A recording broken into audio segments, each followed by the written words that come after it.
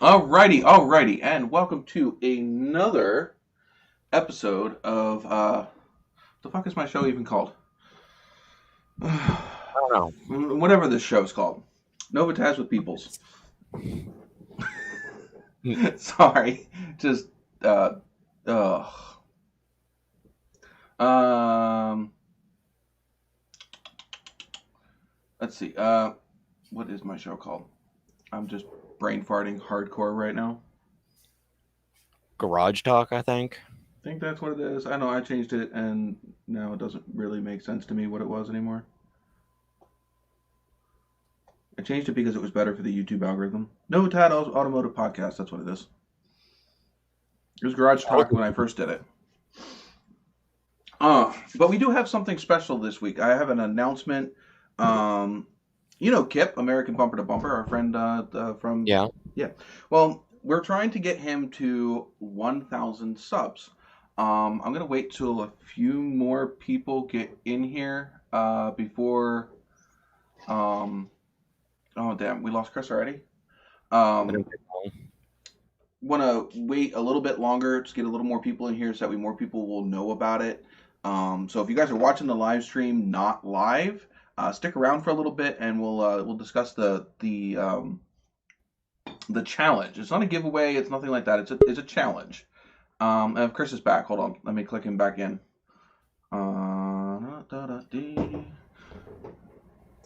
Beep boop, you're back. My tower puked. Your tower puked. My tower, I'm looking at it. It's right there in the damn cornfield. Not a dang thing around it. It goes, not today. Dirty hair, you mother effer. Gone. Maybe it's because you're too close. Maybe. Not sure what that was about.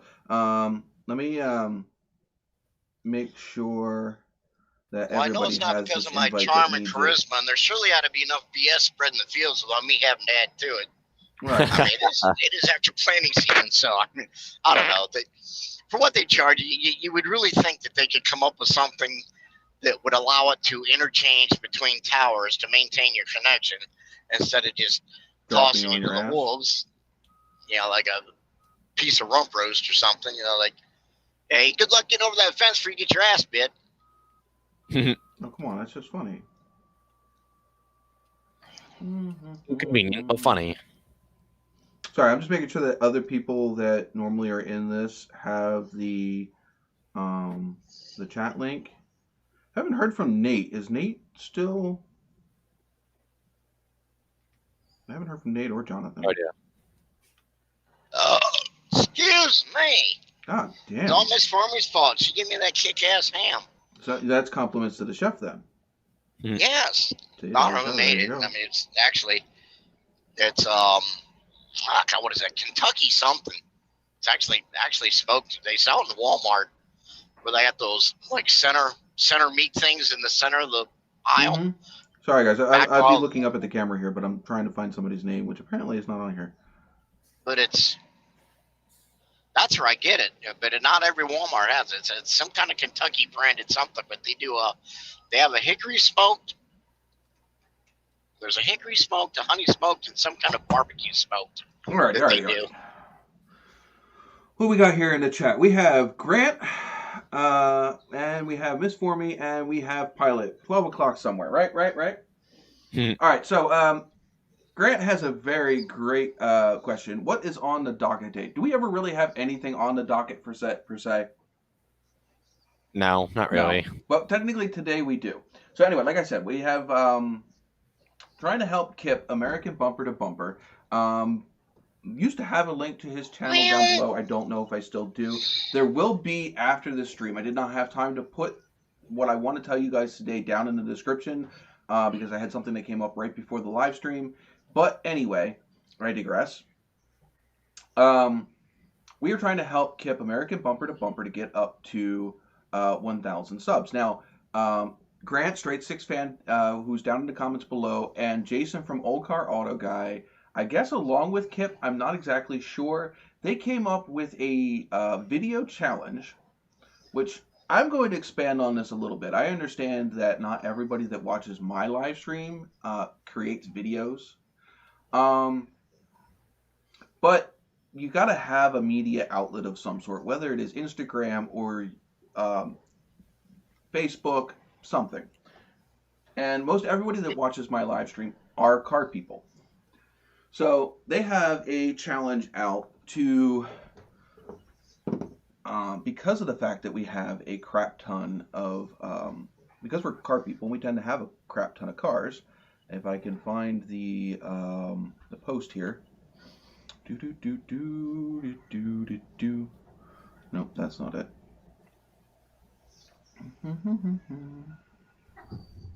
There it is. They are doing what they're calling the bumper to bumper challenge. All right. So the rules are to one, acknowledge Kip from American Bumper to Bumper. This could be as simple as saying, "Hey Kip, here is my list," or this is. Well, let me tell you what the list is. The challenge is to create a video or of some sort to basically list all of the cars that you have owned. Chris, this could take you a while. Oh dear, I don't think we have time for that. But the challenge is to make a video and list your cars you have had in under 5 minutes. So the video can be no longer than 5 minutes into the video. Yeah, right. Good luck with that. Forget it, I'm done. I'm sunk. Chris, I would say that you would probably end up doing more of a visual list. Maybe not. Maybe just pointing out key vehicles that you've had. But maybe just have more of a visual list. It might better out for me to modify that and say, here's a video of the cars that I've lost. Well, it's however you want to do it. But the point is to raise awareness to Kip to help get him up above 1,000 subscribers. Because I'm not sure if you guys, I've said it like how many times in this live stream, but anybody that's watching may not have heard me. He has an awesome show.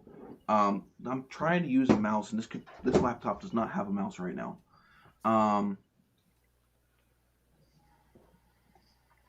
There we go. He hasn't produced any videos recently because he just moved and he's getting himself situated back in. But we're trying to get him up above 1,000 subscribers, help get his channel validated, and help bring awareness to his live streams and his videos. He does when he gets back up and going, he does a live stream every week. I think he actually does 2 of them. He has just a regular live stream, and then he has a buy it or boot it live stream where he goes through Facebook Marketplace. And he picks an area and picks a price range and decide whether or not the car is worth the price that they're selling it for, if you would buy it or if you would pass it up. It's a really cool and innovative show. I haven't seen anybody else do anything like that. But like I said, this challenge is to help raise awareness of his channel and help get him out there. We've all needed that help here and there. But anyway, so here are the rules. Number 1, you must acknowledge Kip from American Bumper to Bumper. This could be as simple as saying, "Hey Kip, here's my list," or "This is my bumper to bumper challenge." Go check out Kip's channel. Also leave either an info card or a link in the description below to Kip's channel. Like I said, this is kind of like a not a co-op, but a collaboration to help other people get him out of his little pond that he's in and help other people see his channel. Okay, number 2, you need to name all of your cars you have ever owned. The video must be 15 minutes max, can be shorter. 4, try to post original pictures or video of each car possible. If you cannot, try to find a similar version of it on Google and use that picture as well. Pick one significant story about the car ownership or a specific car. So if you have a particular car that you're attached to, do a little tiny bit about that car. Number 6. Well, shit. Mention the longest you've owned any one particular car. So whatever car you have owned the longest, make sure you mention that. And 8, the video must be scheduled to upload May 31st at 8 p.m. Eastern. That means you can you can not put it up until May 31st at 8 p.m. Eastern, or you can make it like next week and just have it scheduled to premiere or to become public on March 31st at 8 p.m. So they want all of the videos to drop at the same time. And the other thing they want you to do is they want to make sure that you promote your video that you did on social media, whether that be Facebook or Instagram or what have you, Snapchat, whatever you have. Post. Basically, we want you to hype up the video so that way it gets attention. And again, this is all to have fun, to challenge yourself, to see how much information you can pack into 5 minutes. The other thing, like Grant said in his live stream the other day, like the average attention span of somebody sitting and staring at one particular image is about, what do you say, about 15 seconds. So, you know, Chris, you having a whole bunch of cars should make this easy, because if you're doing a slideshow of your different cars, the screen's going to change every couple of seconds anyway. Yeah. Especially if you have the exception being the mention of the Volkswagen Beetle and why that was at the time the most favorite car, because the German engineers were absolutely the smartest dudes on earth. Are you German, Chris? Maybe. I have some in the background in the family history, somewhere along the line, yeah. Because, you know, I'm Irish, and I'll just contest that anyway, just because I'm stubborn.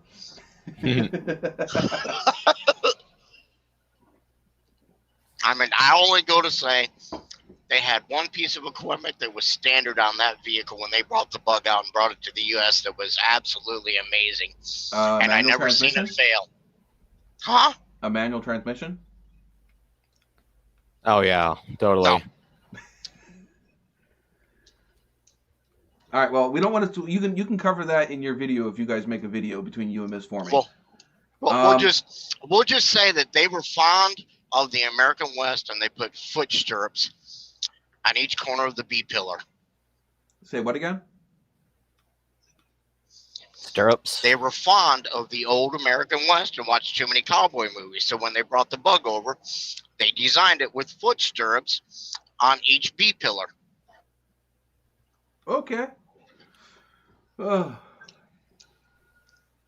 anyway, so Grant says that Chris, maybe you can do your last 25 cars, which not a bad most idea. of them you probably own right now.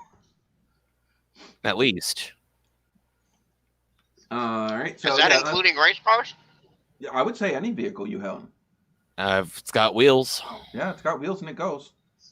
Maybe goes. Do a video on a Hot Wheels car. It'll go like hell if you push it down. You know what? That would actually be cute if you had a kid. If you had a kid and he brought his favorite Hot Wheels cars because he's not old enough to have a real car yet, that'd be freaking cute. So there you go. There's an idea for anybody that has kids. You can do that. But anyway, let me make a note of all the people I see in the chat here. I know I see Pilot. We already mentioned. We mentioned Miss Formula. Grant Straight 6 fan. Old Car Auto Guy is here as well. Grimm's Auto Service, and is that everybody that I'm seeing? I think so. We have 8 people live. Oh, we have 7 people live in the stream right now, apparently, according to the little thingy up here in the top corner. So while we're in here and we have everybody chit-chatting in here, if you want to mention yourself down in the chat room there, Big E, so you get some credit here because you always get screwed over. So if you haven't talked in the chat, please leave something in the chat right now so that way my little chat mod here can recognize that you're in the chat room. I will do so as well. Just because I like to give away points to everybody that hangs out with us. And maybe at the end of the year we'll come up with some sort of prize for whoever has the most points, and probably the other one maybe the most watch minutes. Just for hanging out with us all the time. So we're going to go with 200 points for everybody that is in here. Whee! For all of you guys that are hanging out with us at the beginning of the live stream. And cue the bell. Ding, ding, ding, ding, ding, ding. Cue Winner, the bell. winner, chicken dinner. If you have not subscribed to the channel, and if you have not hit the bell icon, please do.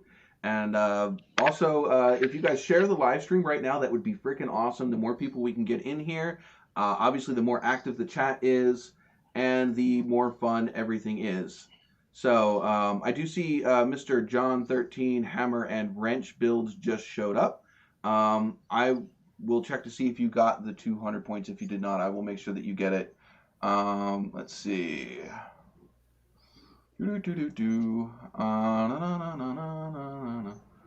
you did not. So we'll get you the extra 200 points there because you just popped in. I have a question. Go ahead. Why is the view counter blocking half my face? Because that's where it is. Because Can you at least give it a clear background? I can't give it a clear background because it's actually covering up the logo. If Biggie, if you look at the StreamYards right now, what do you see in the top right-hand corner? The StreamYard logo. Yeah. So technically that's blocking that up. So if you kind of lean over to your other side of your screen, that's too far. Now you're hanging out the other end. Let me go Can back. you just move it for now? I can move it a little bit. Yeah, hold on. Let me see. This is absurd. Yeah, because I actually want to move it so that way. Let's see. View count. Could you like break it up into two separate ones and put one in one corner and one in the other? Yeah, hold on. No, I can't split them up because it's one widget. What the French toast? I know, right? It's stupid. No, it's one widget. It's just You should be able to break it up into two widgets. You would think. Oh, that's all right, Biggie. Just get a couple ropes. Get a couple ropes and hang them off your ears or off the side of your shoulder somehow, and you can make believe you're wearing a raccoon mask. You got to also remember that when I do this, I don't have all of you guys here to see where you guys are at. And it didn't have to be that big before because I didn't have Twitch in there. That's what she said. Right? Oh, sure. All right. He's going to try to blame it on us for not being around. Here we go. Bring this down here. Drop this in there. And I just need... Nope, that's not it. Where is... No, I got the background already. I gotta find that one. There it is. I can go up here to view count. Oops. Swap these two. Now I should be able to. Lucy, don't you dare. Both of these together. And we will pop them.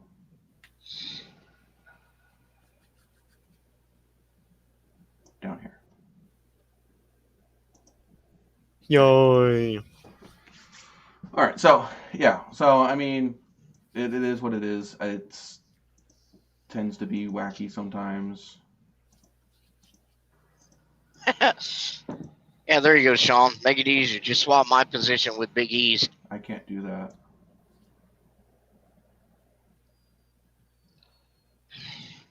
All right. Fortunately, it doesn't work that way. But see, now look, I still have that freaking StreamYard logo up there in the top corner. Hey, Chris. Yeah.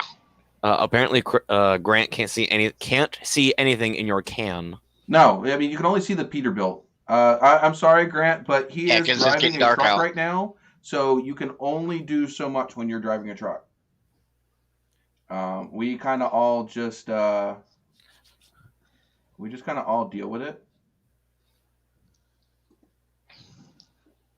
That's what he suggested. Switch me with Elliot since my screen's only the sign. Yeah, but see, I can't really drag and drop you over there. It doesn't work that way. I don't have access to that. I was trying to insinuate a joke, but I think it went over everyone's head. Probably, because I didn't get it. Sorry. You can't see anything in Chris's can. What else do you call a can? An ass. Oh. Yeah. All right. Put this up here. There you go, Biggie. You're blocked again. Oh. Oh, come on. This was Hi, a black Jason. bar. Now you're just censoring me. Just censoring the corner of you, that's all. Yeah. So that's a smaller Not the hat. box. Anything but the hat. It's a smaller box now. Yeah. I can just go like this. I hope that lined up. Well, here, you know what? I can do this. Just take this. Oh, it was perfect. What? I flipped off the camera, but yeah, it did censor it probably.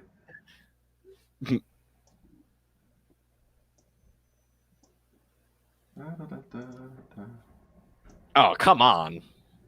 Now that's just shameless.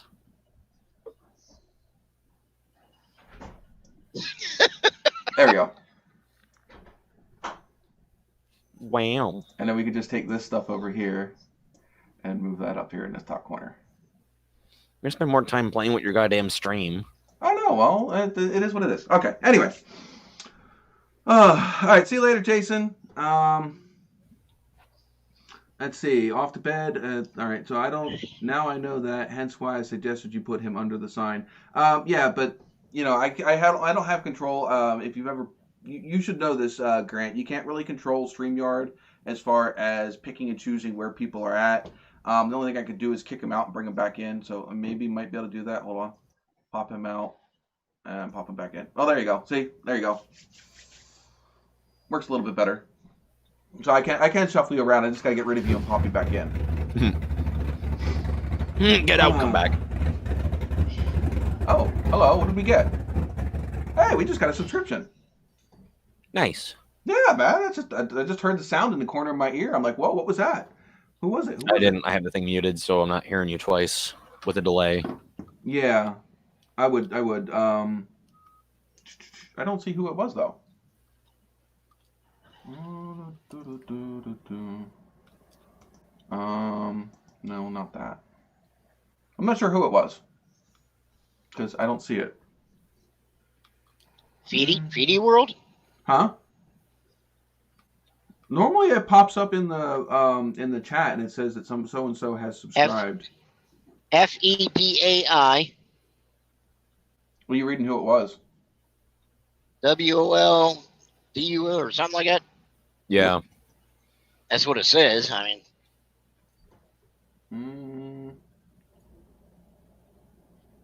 Yeah, I don't want to mess with it too much and end up freaking losing it. Well, thank you, whoever just subscribed. Thank you. Damn, I am so out of it today. Yes, awesome, new subscriber. Thank you. Anyway, now that we're done farting around with the screen and changing shit all over the freaking place, and we have helped Kip out. And if you guys have any questions with the rules, let me know, and or message Grant from Straight Six Fan or Jason from Old Car Auto Guy. It is their actual challenge, so actually the best person to ask would be them. But you can always ask me as well, and I can find out the answer if I don't know it. I'm not having a light either. I just noticed that.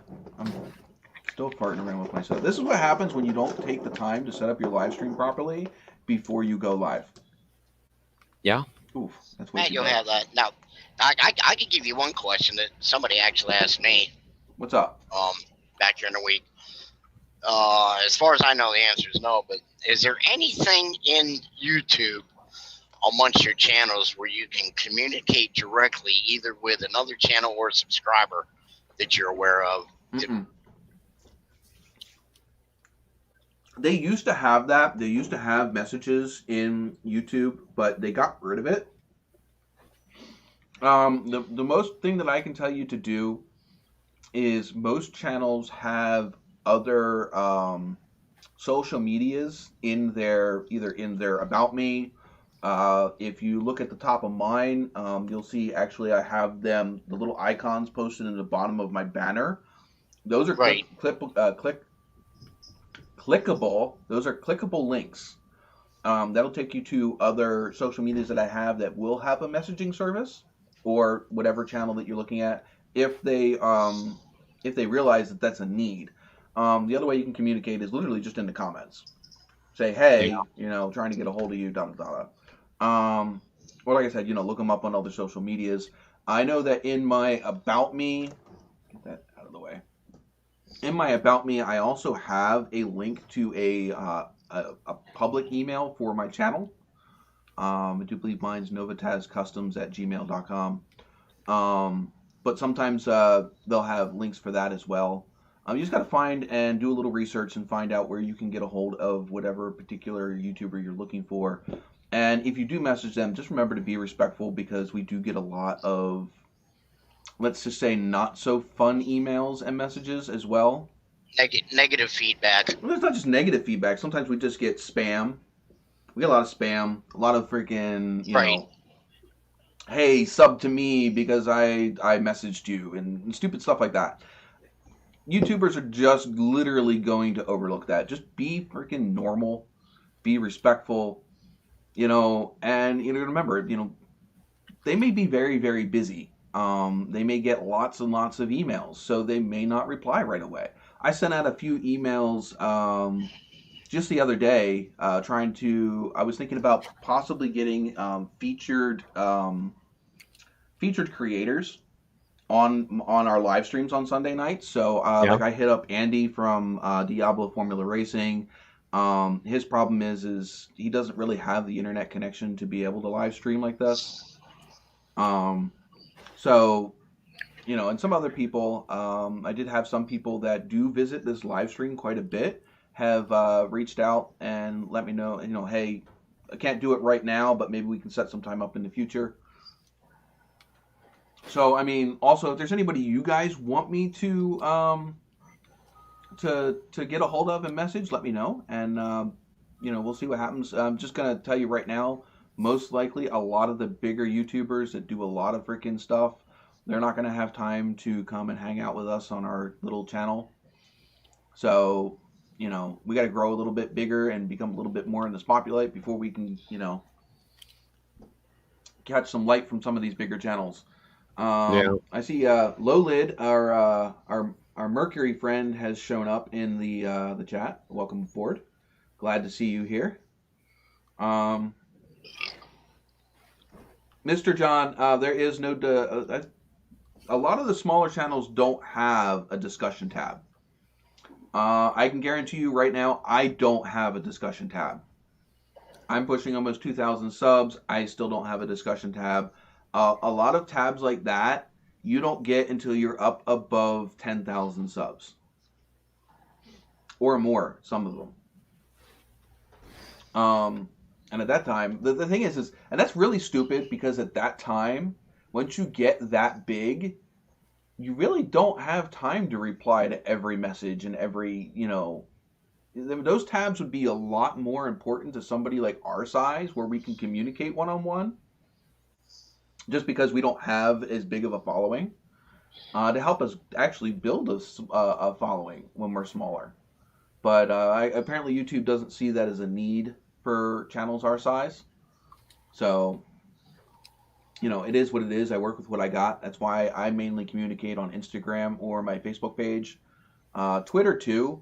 But I don't have a whole lot of interaction on YouTube, on Twitter.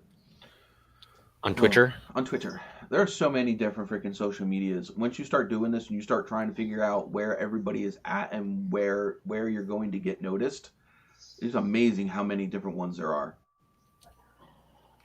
Yeah. And it's so hard to get noticed once you pick on something new. Like I've had my Twitter for 4 years now. Absolutely no traction on Twitter whatsoever. And it's funny though, because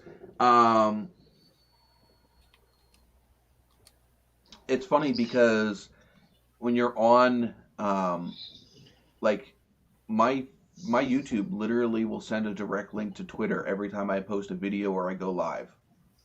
So like if you don't get notifications here, you definitely get a notification at Twitter that I'm going live. And I don't post crazy on Twitter, so like mainly what you'll get is notifications over there for the channel. And of course, we have DUII Misfit sending out another Snapchat, super chat. Thank you, thank you, thank you. Actually, I'm running out of toilet paper because I didn't go crazy and go out and go buy toilet paper when everybody else did. Yeah.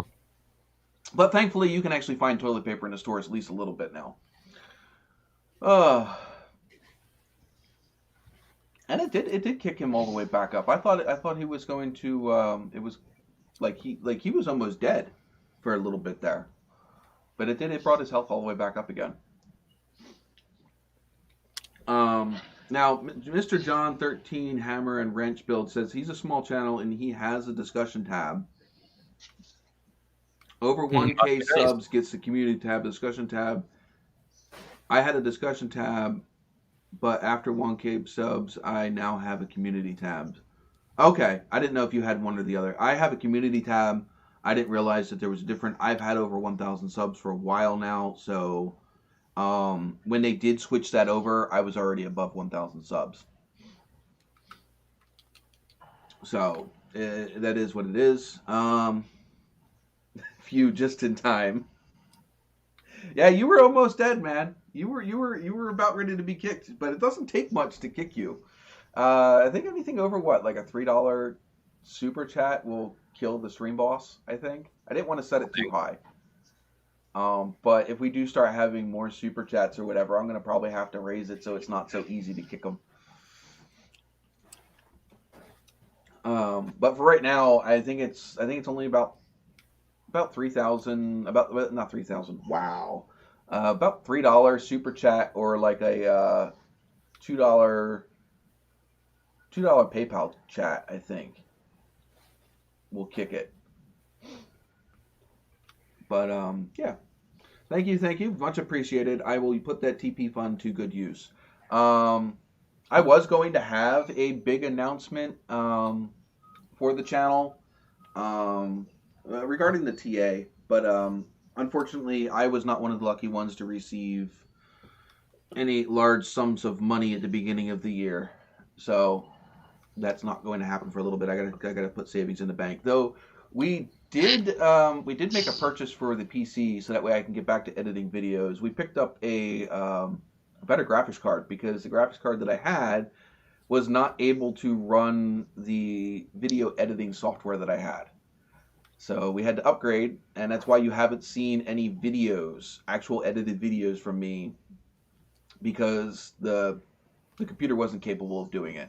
So just built this computer and already had to upgrade it, though it was a really, really budget build just to get it up and going so I could continue doing live streams and different things. So that should actually be here tomorrow.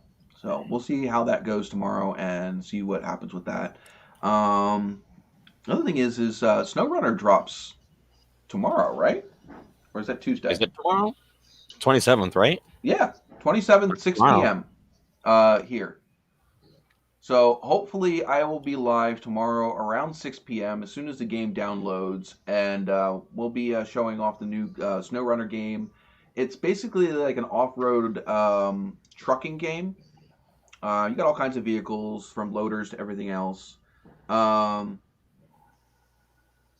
And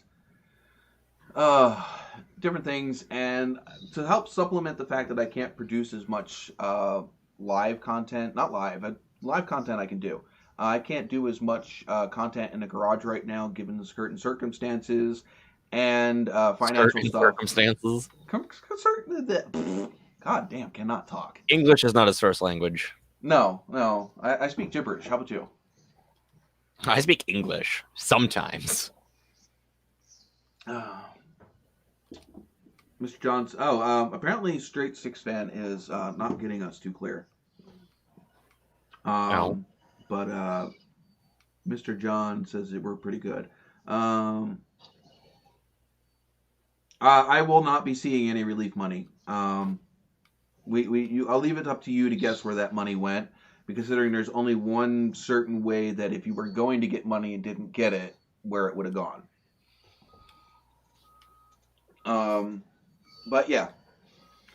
So anywho, and the fact that YouTube ad revenue is down by like half.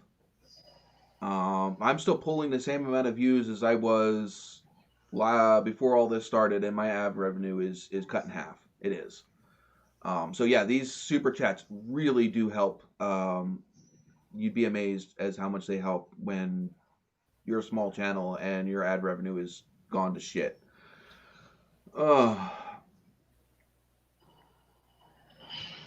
Pike Miss for me. Yeah, I was answering a question she asked, but I missed it. What was the question? Typing. She's doing a weather just for one on the show. I took a break and I'd asked her to check the weather ahead of me to see what was going on. She was asking me which way I was going to route when I went across Pennsylvania. Oh, okay.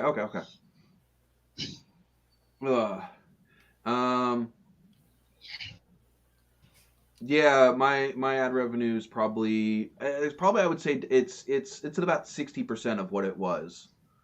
Maybe not quite 50, but it's probably about 60% of what it was. And again, with the same amount of views. I mean, it is what it is. I mean, I understand it. You have a bunch of companies that aren't making any money right now, or not making a whole lot, and so they're not putting money into advertising because their feeling is that other people don't have money to spend money. So, yeah, we're everybody's hurting. I mean, you guys at home are hurting. You know, us up here on the screen. You know, we have our own issues as well.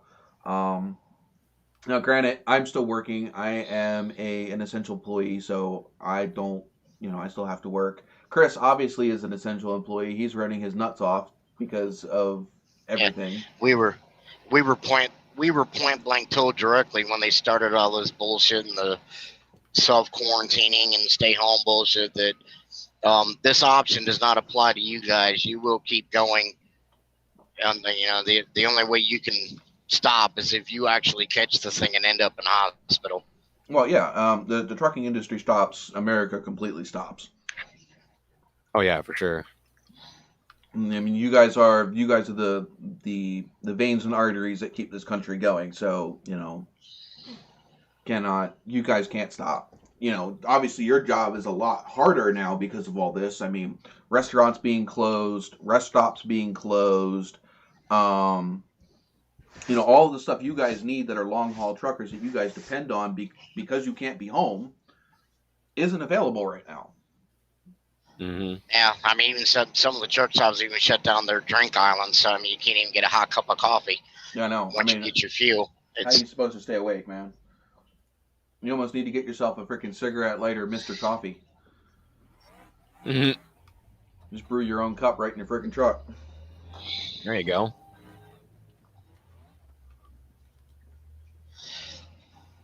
May come to that.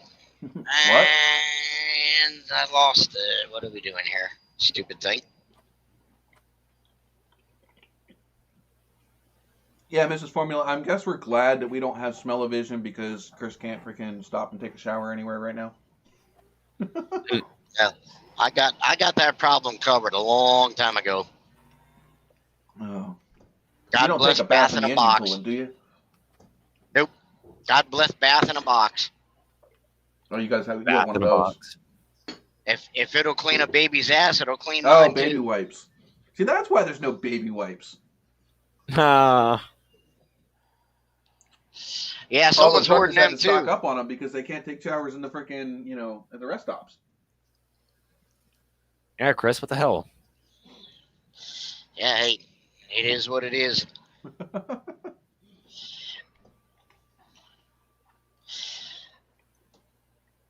Mrs. Formula says if your boss would install the power inverter, coffee wouldn't be an issue. Yeah. Yeah, because I could use my microwave and everything else. I mean, all the stuff I had in the other truck is useless to me right now because I don't have the power to run it. Yeah, because you had what, those little tiny like Foreman grill thingies. You had a microwave. You had all kinds of shit. Yeah, man, the George Foreman grill, microwave, like a electric hot plate type thing that she had gotten. But I can't remember what the hell. Convection? whatever the hell it is. I mean, you can plug it in, turn it on, have it on high, and put your Well, yeah. hand on it. You won't get burned. Well, have you It seen? won't be hot, but you have put you your pan seen- on, man, it'll fry shit quicker than hell. Yeah, you seen Goon Squad's Apocalypse motorhome, didn't you? Not in detail. I saw one of the episodes where they were building it. Oh my god, Which, it's freaking sweet. They have 6 solar panels up on the freaking roof that go down into a battery system and then into an inverter. Geez, they have a freaking mini fridge in there. They got hot and cold water hookup. They have a 2-range burner for cooking. 2 beds. Well, they have a couch that folds out into a bed, and they have a table that drops down into a bed. They have a hot shower outside, along with one of those little pop-up. Remember that tent thing that you sent the group chat for pooping in? Oh no. They have one of those little poop tent. Poop It's like tent. a shower Yep. It's like a shower stall. No, literally, it's what it is. It's basically it's a 5-gallon bucket with a little seat, and Yeah. when you pull it apart, it has basically it's like a shower curtain that you stick up above your head. Well, they that have an pops up and actual stands up. full-size. It's a full-size shower tent that you can drop there. They have a hot water heater on the outside that has a shower hose on it. Yep. And then they stick that in the tent. They can use it as a shower. But they also have the little stool with the trash bag underneath of it for doing your business. Yeah. Lucy, no, come on. You're not getting up there. Yeah, and trust everybody. You're If not anyone's gonna ever look went there. camping in a camper or an RV or something like that, and you got the guy that had the bad case of chili dogs and burritos the night before, son, you ain't going. You're not. I don't care how many vents you open in a row. You're not going in there and smoke clouding. You take your ass out there in the woods behind a tree. There's a big sign on the wall. But It's what's liquid cool, waste though- only. What's cool though is that freaking that army truck can basically go just about freaking anywhere. You know what I mean? So like an RV, you're kind of stuck to some nice smooth roads. I mean, even some freaking even some stone Yeah. roads are hard for an RV because of how big and heavy and low they are. Mm-hmm. So that thing has no problem going way up in the middle of the fucking backcountry and freaking setting up camp. You're about ready to get attacked by a Lucy. Yeah, it'd be awesome. The worst part's when you do that cross-country Greyhound trip somewhere, and you always get the guy that got the bad bus stop, lunch, and somewhere, between stops, he goes back there in that little closet they put in the asses, like, and I mean, you No, literally hear Pat. it sounds like a bomb No. going off. Yeah. No. World War II movie with a whistling bomb. And I was like, oh, good God, we can't even open our windows to let this shit escape. But yeah. Then they also have their Jeep. The hell is the new Jeep? The Jeep Gladiator. truck, the Gladiator. That has a full like survival kit in the bed. They got shovels and axes and cans for freaking gasoline and stuff and water. And then up on top of the rack that has a fold out like large tent. It's like bigger than the truck. That just folds over the side of the truck and actually is like the whole bed of the truck times 2. Damn. So that's pretty cool. So I mean, between the Apocalypse rig and their Jeep, they're set, man. They could go just about anywhere and set up camp just about anywhere. It's pretty cool. Just about. As Streamlabs is reminding us, if you would like some NOVAtazz merch, which I'm actually not wearing any right now. I'm actually wearing Cletus merch. But if you would like some NOVAtazz merch, including the truck logo or the Trans Am or the Nova, you can go click that link right there at teespring.com and help support the channel and get yourself some cool t-shirt and t-shirts or hoodies or coffee mugs, whatever you want. I got all kinds of stuff on there. Go check it out. Mr. John, I can't see what your last comment was because it's just a square. No idea what it was. It's probably a poop emoji if I'm guessing from all the comments. Probably. I'm gonna almost bet to say it was a poop emoji, which YouTube isn't recognizing. Unless did it recognize on the? I can't tell. No, it's a cat. Oh, it's a cat. Yep, it's a kitty. I see. It shows up up here on the on-screen chat, but it doesn't show up in my actual YouTube chat that I can reply to. Yeah. We are. How far in are we? God damn, we're almost an hour in already. Time flies. All right, so why don't we? Number one, let me get my. Let's see. We'll put this one up in here, and we'll do this one here. What's in the cup, Biggie? Nothing at the moment. You always. I still. I say this every single time. I don't know how you can go a whole live stream without something to drink. I don't go a whole live stream without getting something to drink. I don't know. I mean, I'll guarantee I'll get something to drink before the end of this one. Depends on how long I'm up here. I gotta actually work first thing in the morning. Well, that's gross. I know, right? And I gotta travel an hour to get to work. That's grosser. I know. But, you know, with the house that I'm taking care of right now is about an hour away. It's up in Wilkes-Barre. But anyway. All right, so Chris, your turn. What's in the cup?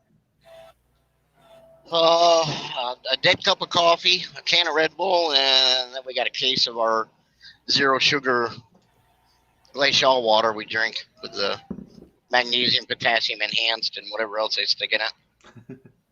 All right, so as usual, this one's an easy one. What's in the cup? First one to guess gets 50 points in the chat. And let us know what you guys are drinking down there in the chat room, man.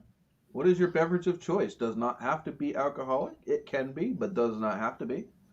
Whatever is quenching your thirst at the moment. That is what we are looking for.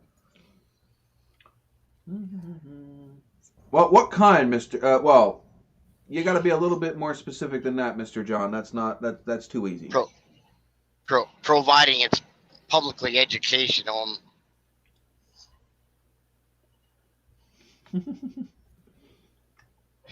Lolid, I'm taking it you're drinking Pepsi. But that's definitely not a Pepsi up there on screen.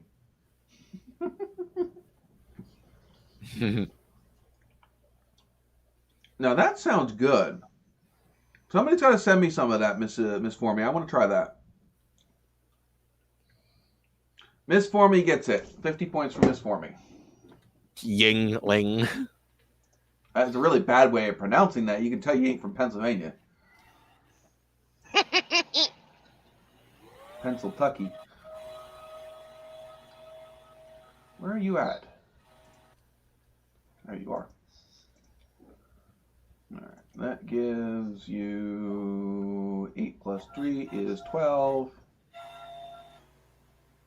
Well, not 8 plus 3 is 12, but yeah.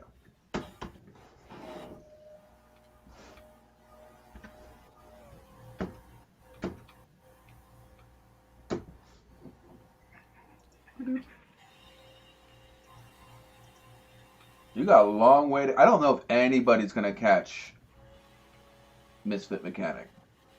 Probably not. No. Considering how many points you get every time you donate. Because I wasn't expecting somebody to donate every freaking week. Somebody type in exclamation point top in the chat. Because that's just ridiculous. Though she is killing it with the most hours watched, at least as far as YouTube is concerned.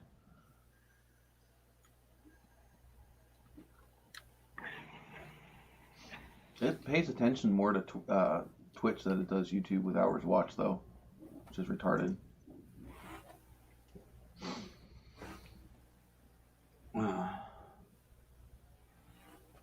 I have never heard of that type of beer. So, I mean, I'm more of a lager. I like more of a darker beer, but I don't know, man. Cherry beer I've never heard of. Violet is drinking an Ice House. Good for you. Good, good, good. Rum and Pepsi. Well, we all know that is, well, the only rum and Pepsi I would drink would be Southern Comfort and Pepsi. Because I definitely would not be drinking Captain and Pepsi. The flavor is just wrong. I don't know why, but it is. Just is. Mm-hmm.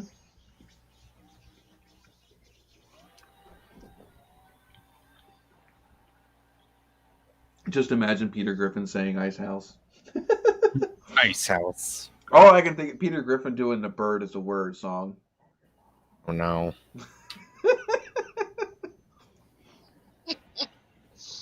So how are we doing on the absolutely no script, no general guidance, no ways, no MapQuest, no direction whatsoever live stream?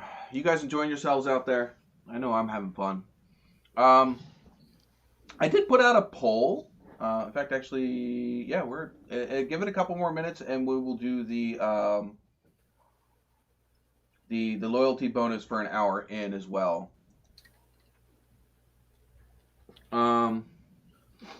Roadhouse. That's a good movie. I like that movie. My grandfather drank Captain Morgan white rum and Coke for decades. We called him the Captain. Yeah, I definitely a Captain and Coke guy. I prefer Jack and Coke, though. I'm more of a whiskey person, but if I'm going to drink a rum, normally it's Captain. But anyway, did put out a poll, which I was actually quite disappointed at the results of. I pulled it out on Twitter, YouTube, not YouTube, Twitter, Facebook, and Instagram.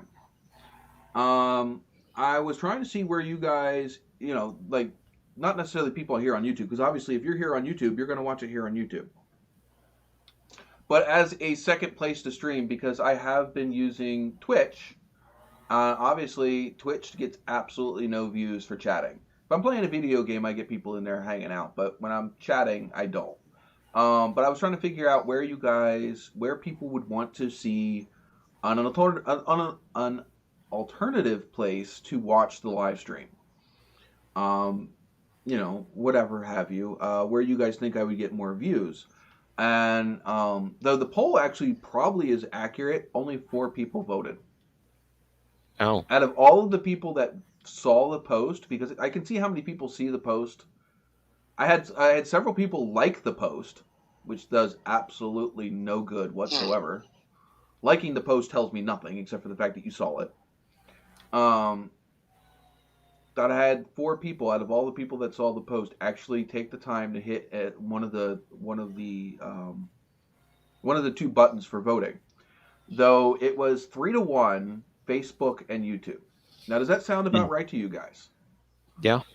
Now, the problem is now I got to figure a way how to stream to both YouTube and my Facebook, not my private page.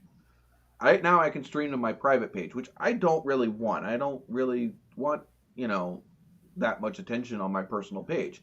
I got to figure a way how to stream to my actual public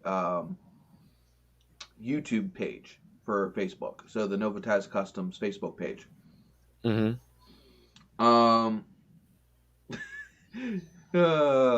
Well, I'm glad you stopped here when you randomly surf there, Misfit. I am. I truly appreciate it. Hats off to you, except for I'm not wearing one. So, here. I'll put one on. So, there you go. Hats off to you. I know, fucking corny, right? But yeah, so keep waiting for somebody to come across us. I'm like up on the big screen while we're sitting out back in Party Row. What's my Facebook name on for my Facebook? The Facebook name is NOVAtazz Customs. So if you search NOVAtazz Customs on Facebook, you should pop it up there. I actually post there quite regularly. I would say the most place I post is Instagram, followed by Facebook. Mainly because that's where I get the reactions from. I mean, I used to post everywhere. I used to take every single post, and I used to post it on all the social medias. Well, when you get absolutely no response on a social media after posting to that YouTube, that media for a while, you get tired of posting there. Yeah. It gets, when you're getting no feedback whatsoever, it gets redundant. Mm-hmm. Like, what's the point? Yeah. Grim, I Facebook mainly for networking and self-promotion. So I having classic cars, Facebook is a great source for picking up parts and knowledge and things like that. Do I Facebook for the freaking drama and the entertainment? No, I do not.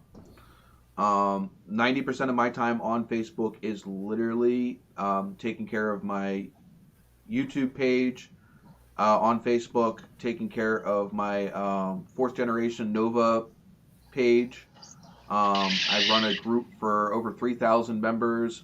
All of them are fourth. Echo! Stop. Thank you. Damn thing. Oh my god. It's fucking annoying.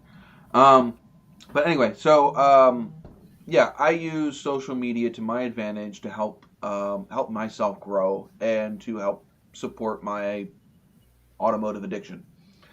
But yeah, I don't tend to. Yeah, exactly, Alexa, stop. Glad you guys can't tell. I can tell your Alexa's all to do something. But yeah. So watch it, man. If you guys are watching on TV or something, I can freaking fuck with your house. There you go. There you go. Alexa, set a reminder alarm at the top of the hour. Everybody's going to go off to do the points, top of the hour points. Yeah, I don't have to do that because I already know that they have one for. The only one I have to do that for is 11 o'clock. Misfit has no Alexa. Lucky him. Oh my god, Alexa, order tampons. That's funny. Ha.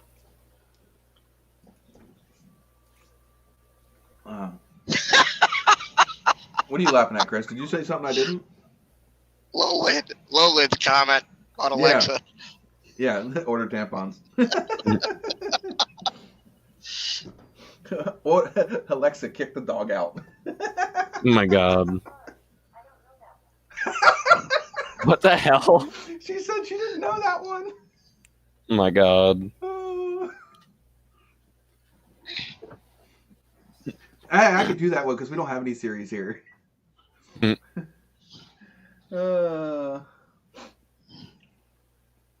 His Siri sound the alarm. Siri, call the cops.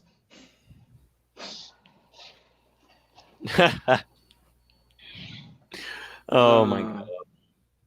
What time tomorrow? Time? What's time? I have no idea. So I must have pissed off the. Oh, I'm telling Siri to told Alexa the alarm or whatever. Because remember what Chris says. Everybody sound the alarm. What time tomorrow? No, now. Siri, play the Macarena.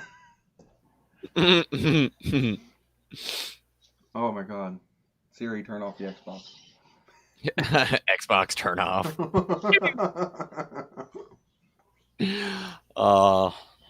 Oh my god, too much fun. I remember seeing videos. So we'll do the next. Oh wait, it's 10 o'clock. We need to do our giveaway here. Not our giveaway, but our loyalty bonus. All right. So you know what? I have 9 of you guys in here. All right, 9. Sweet Jesus. 10. I have 9 or 10 people in here. So let's see. Last week we did. We're just gonna give 400 points just because I'm feeling generous. Yo. You guys are all chilling here with me.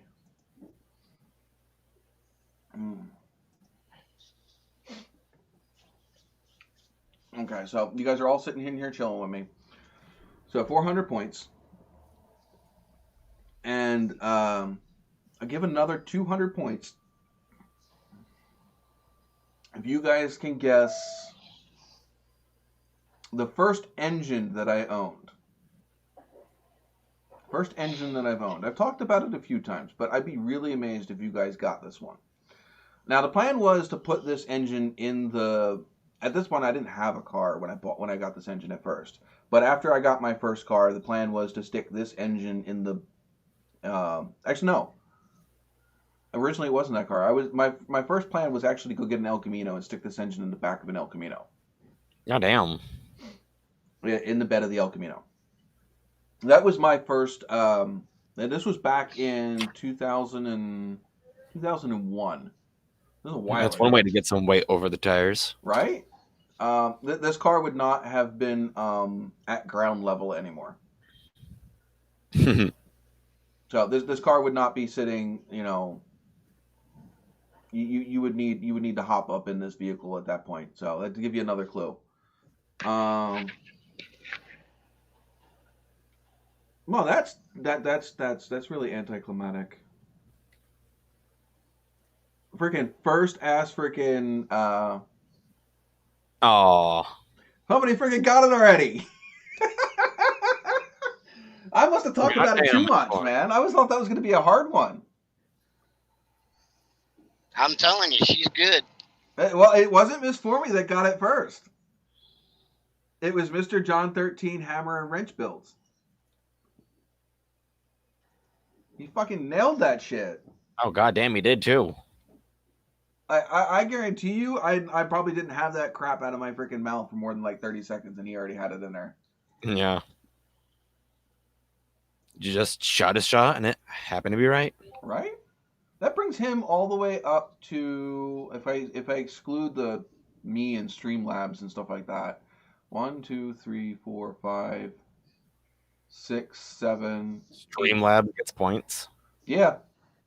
Streamlabs Wow. has, well, the Twitch Streamlabs bot apparently gets is in here. That and another viewer, which I don't know who that is. I've never seen them comment, but apparently they sit in my my Twitch live streams a lot. Almost as much as I do. Oh, wow. So yeah. But yeah, the answer is a 500 Caddy. Yeah. It was a 1973 Cadillac 500 with a turbo 400 trans. So it wasn't a lot of 500 Cadillacs had a transaxle because they were front wheel drive. Yeah.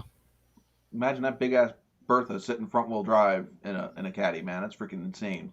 Who was it? I don't remember who. Well, wait. I think it was. Somebody put that in the back end of a freaking little tiny car. No, it wasn't. It wasn't that. It was frig.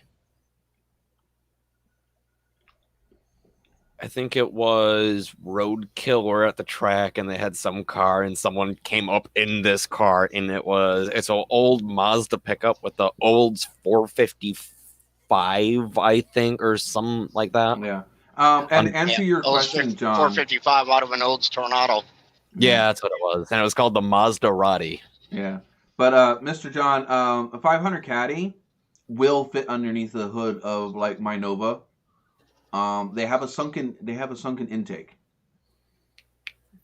So you can fit them underneath the hood of a regular car. Yes, you can.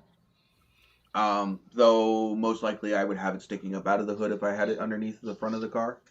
But yeah, you can fit a Caddy underneath the hood of a car.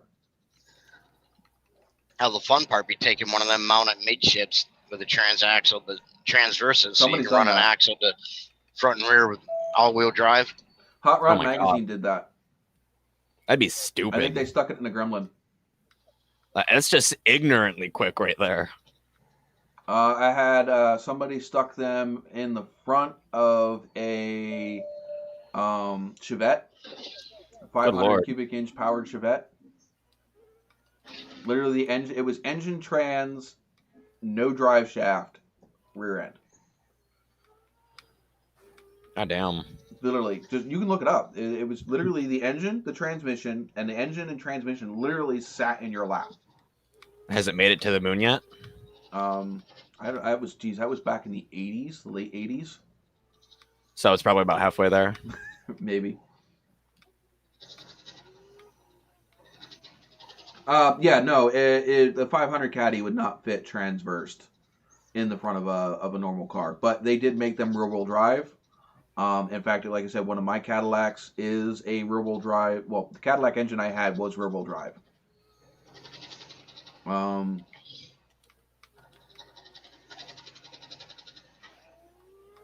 Yeah, exactly. It was going to mount it backwards in the back of um, El Camino, run it forward up to a transfer case, and then down 4-wheel drive. That was the plan.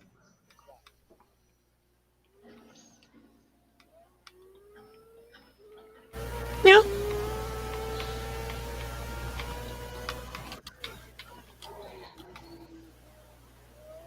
That's not even a drive shaft. That's just two freaking U-joints stacked together.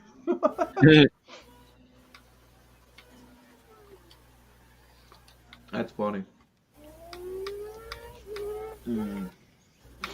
Alrighty. So we're done with what's in the cup. Let's do. Now I already know you probably don't have anything else to add to this one, Big E, because you still have the same issues. Yeah. Well, I mean, they're not going to go away. Do we want to reiterate any update on your situation, Chris? Is there any positive news? Yeah, well, the car is fixable. The little crossover.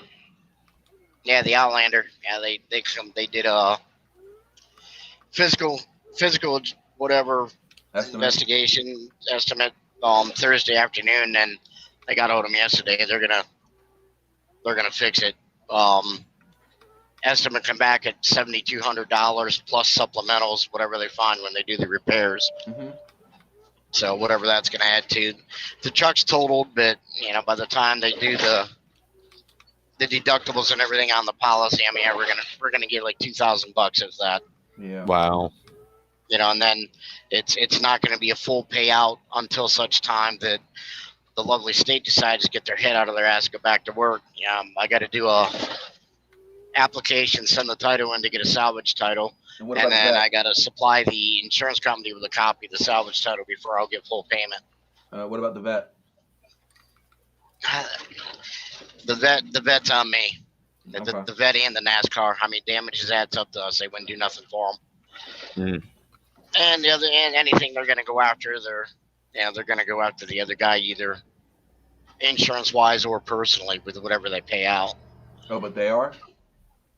Yeah, so my insurance company said they'll go after him for whatever he pay out. So there is the potential, if they are able to recover everything, that I'll get the $1,000 deductible back at some point. Okay, that's cool. But my thing is, I mean, if you get the $1,000 deductible back, just put it on next year's premium, then I'm only going to pay $1,500 for the rest of the year. Yeah. For those of you guys that don't know, by the way, see you later, Lilid. Thank you for joining us. Chris lost what? 1, 2, 3, 4 vehicles, and was the trailer destroyed as well? Pending the trailer to look at it, I don't see nothing evident.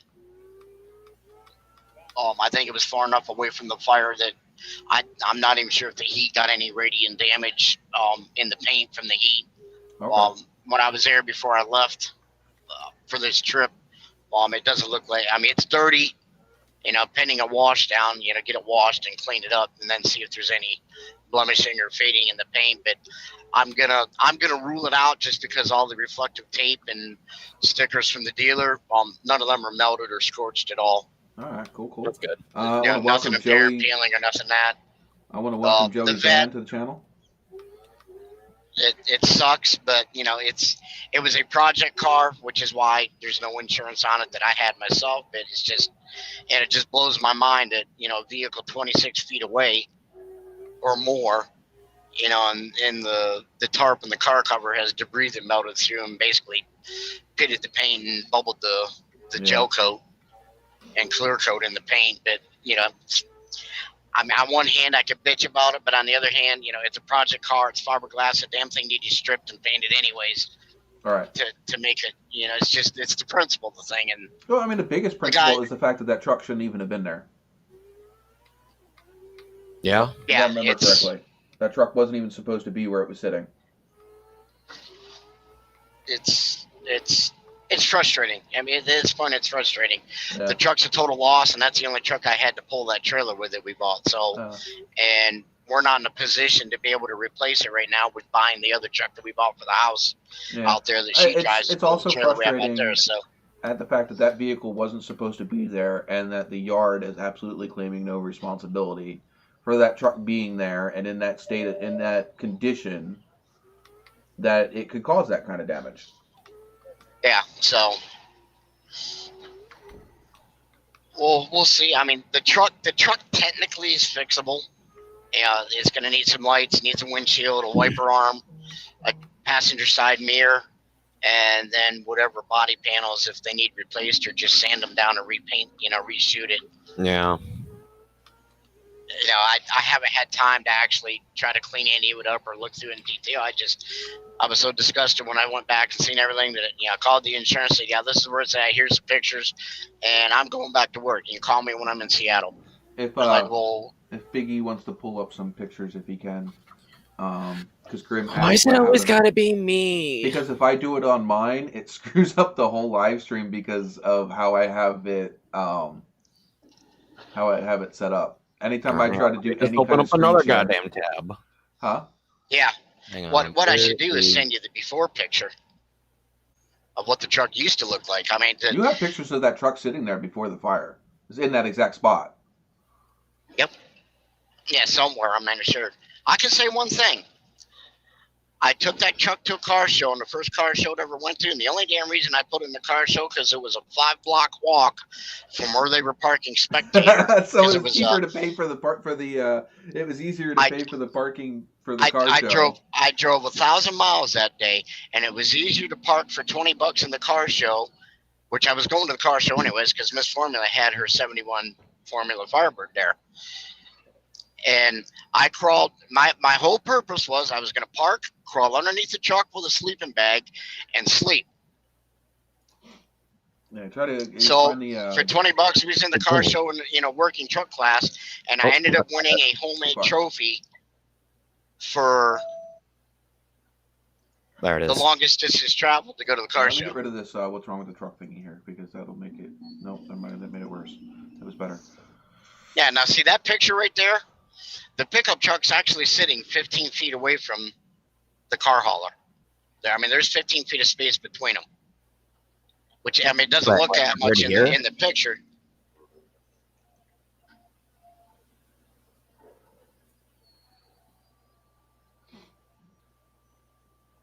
Yeah. So yeah, he had a bad deal. I mean, and like I said, that car hauler wasn't even supposed to be sitting there. The last one you had was actually a good one. To kind of point crap out because you can see where the truck is. You can just barely see the Mitsubishi parked on the driver's side of the truck. All the way on the right, to the right side of the truck. Right, on the right side.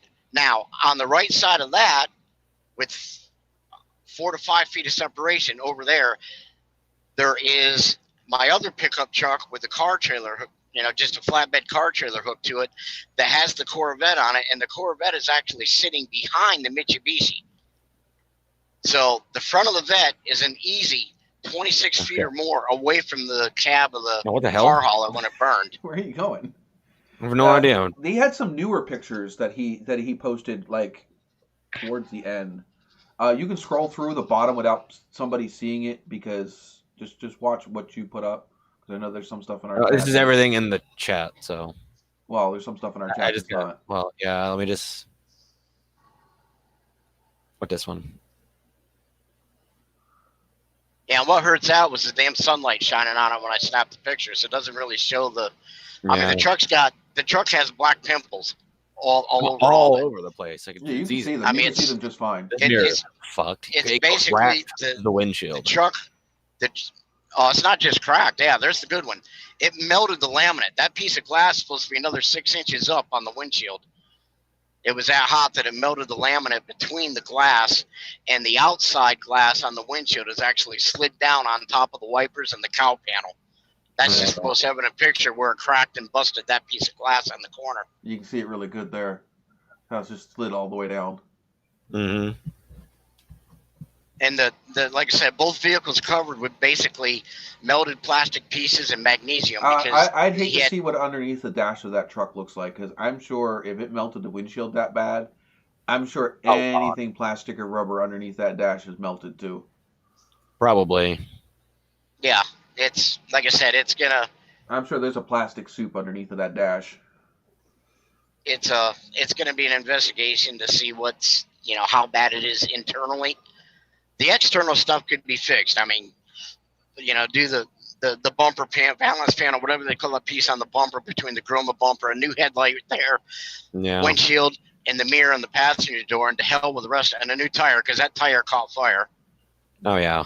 They put it out. So your truck fared better than his truck, at least. yeah. So minus it would be ugly with all the speckles all over. Is that actually the front of the truck sitting there towards the front? Was it backed in or was it pulled in? It was backed in. That's the front of the truck with the cab, with the 2 import vehicles he had on top, and then you can just see at the very back. There's a Lincoln on the top deck on the front of the trailer. Yeah, there's like a Ford Edge down here. On the top. Yeah. That vehicle actually ruptured a line or something on the fuel tank from the heat and was spraying gasoline back into the truck as it was burning. They actually ended up having to. Well, I mean, it hurt because these 2 vehicles had magnesium blocks and brackets under the hood because they were import cars, and when they hit it with water. And they exploded. Anybody knows anything about magnesium? You hit burning magnesium with water, yeah, they explode. And that's all the race car chassis, the first one I bought, is sitting behind the trailer in front of the motorhome where the vet's parked against the fence. And there's pieces of glass and melted magnesium cleaned back on it. Those 2 pictures that you just passed, Biggie, that was the car furthest from the fire. Yeah, this is the Outlander. You see the bumper is all wavy. That was the car that was furthest from the fire. So that car had to have been a good 30 feet. 26 feet. See, it's all bubbled and warped and. Yeah, it actually shrunk the plastic molding and the rubber seals behind the glass on all the windows on the passenger side. It was that hot. So, I mean, the estimate right now, there's new roof racks, new panels, new paint, all new glass on the passenger side plus seals. Yeah, the wheels were all scratched up. And I told him, well, you got to figure 4 tires on that. Well, why? I said, it's an all-wheel drive vehicle. So I'm not going to drive that vehicle down the road with, that much heat damage. You don't know what the sidewalls of those tires are like, especially the front tire. Mm-hmm. I said, you're putting new tires on it. I'm not going to put my family or grandkids in that car and drive down the road at highway speeds. I've driven truck for 30 years. Truck tires are a hell of a lot stronger than a car tire, and I know how they can blow a sidewall out from heat damage just from driving down the road. Mm-hmm. And it's hard to see the debris on the car, but the same debris that's all over the truck is all over the car too. Yeah, you can see in that last picture that he said, you can see where the windshield wiper was sitting and all the dirt that was sitting on top of the windshield wiper. Yeah, so I mean, the car, I cleaned the windshield and drove it from it's like a mile and a half up the road to where the post office is to get my mail. So I cleaned the windshield to be able to drive it. Friday morning before I left, when I was back here, got my mail, come back, I'm parked in the same spot, and there's little white specks on, you can't see it from outside, but the same white bubbles you see in the truck windshield, there's the same type of bubbles in the windshield on the car, where the hot glass or hot metal or whatever, bubbled the laminate between the glass. And I told the guys, you're going to have a windshield. He's like, well, your supplementals or whatever will take care of that or do whatever. So, they are going to fix it, minus, it came in at like $7,200. I've got to pay the first $500 or, pay my deductible. Right. And then whatever they find the supplemental. So I have a copy of the estimate when I take it to the repair facility. The good thing is, the body shop was owned by the Mitsubishi dealer in York. And then the people that were running the shop actually bought the body shop from the dealer and went on their own as a body shop, so they're familiar with how they're put together. Right. The bad thing is, like any damn repair thing, it's not going to have original equipment, OEM parts put back on it. It's all aftermarket parts. Not when an insurance company does it, no. Yeah, so I have the option. Do I want to spend the extra $3,000 to put original? What's the matter? Because for the life of the car now, it's going to have a claim. Anybody that pulled a Carfax on the VIN is going to say fire damage, and this much to fix it. It's not going to explain why. So I'm gonna have to keep pictures with the car, the estimate with the car, the repair order with the car. So if I ever go to trade it in or sell it, yes, I ain't gonna lie to you a bit. It's had a damage claim against it. It was radiant heat damage, and here's all the pictures to show where it was parked. This truck burned, and all the stuff got melted, and it was fixed in the body shop. The car itself did not physically catch fire or burn. Right. But anybody looking at a car fast can say fire damage. Well, hell, something in the wiring shorted on the nav. We don't want it. Stay away from it. And it's the car is going to have the black plague mark on it for the rest of its life. And what does that claim cost you in resale or trade-in value? Now that it's on there. I think that DIY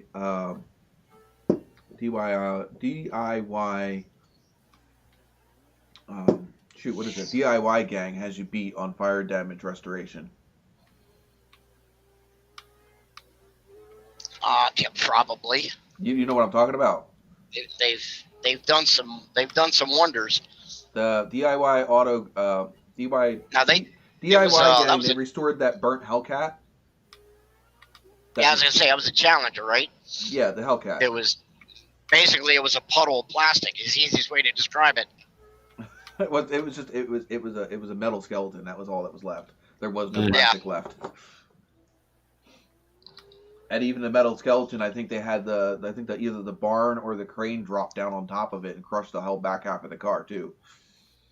Yeah, it was bad. Now I can say one good thing. Pending looking at everything in behind the dash and under the hood and that, if there's no major wiring issues or something, thank you, Mr. Asshole, for burning down your truck and fucking mine up. But hey, on a good note, you just gave me 2 years worth of, because of my time schedule, content for my YouTube channels. Hey, look what got fucked up. We're going to rebuild it. There you go. That's how you do it. And it really sucks because the truck was paid for. It was high mileage, but there wasn't an ounce of rust in it. It was solid. It run like hell. Well, I mean, what's cool about having a YouTube channel is what is costly and bad for your average consumer. For a YouTuber, it's content. It's a way to make money. Yeah. Something bad happens to your house, something bad happens to your vehicles. It's content. Unfortunately, in today's society, shitty shit happens, gets views. I wouldn't want to intentionally freaking fuck any of my crap up, but if something happens, it gets attention. The other thing is car restorations. To most people, it costs them money. If you get enough views on YouTube, car restorations make you money. Because you have enough people that are following along, and the ad revenue from the videos can literally pay for the restoration. Man. If I could have videoed at the time, I had a great one. I mean, way back in the day when I lived in the country down in the Hicks nowhere, I had an old 76 square body Chevy with a 3-speed. No parking brakes. The thing was, it's, when I was young, dumb, it was the first pickup truck I ever bought to drive on the road. I say whatever the thing. Yeah, that was my truck. Stopped to get we actually had a concrete bridge because we lived on a farm, but you actually drove through the creek on I don't know what you want to call it, a concrete bridge, a concrete viaduct. The whole thing flooded out over the top of it in high water. Right. But in low water, it had drain sluice underneath it that the creek ran through. So you had a big dip in the center, which you drive across to get across to the farm. All right. Well, I come home. I had to go to the store and get some shit one day. I come home, parked at the top. It's like a gradual incline, hill all the way down to the bridge going down in. Parked, walked down the road to the mailbox, got the mail, and heard someone yell, and I turned around, and I'm watching my truck go down the hill, hit a big rock, bounce up in the air, and nose the first quarter of the bumper and the bottom of the fenders into the creek, and then high center on the rocks on the edge of the bridge. Gee, and that's where it's at. And it was interesting, The classic, well, you dumbass, guess you forgot to park the truck in reverse instead of a forward gear. And an whole thing I'm saying, oh, there goes the truck. And it was probably Yeah, I figured, well, they're going to strip sure because it was a good swimming hole in low water because it was 6 feet deep. They're Right. going into the sluice. So I figured, yeah, there goes the truck. There's waterlogged, hydrolocked. It's going to toast the truck. It's toast. And we actually had the farmer across the road brought his backhoe over, and which sucked because it was raining that night.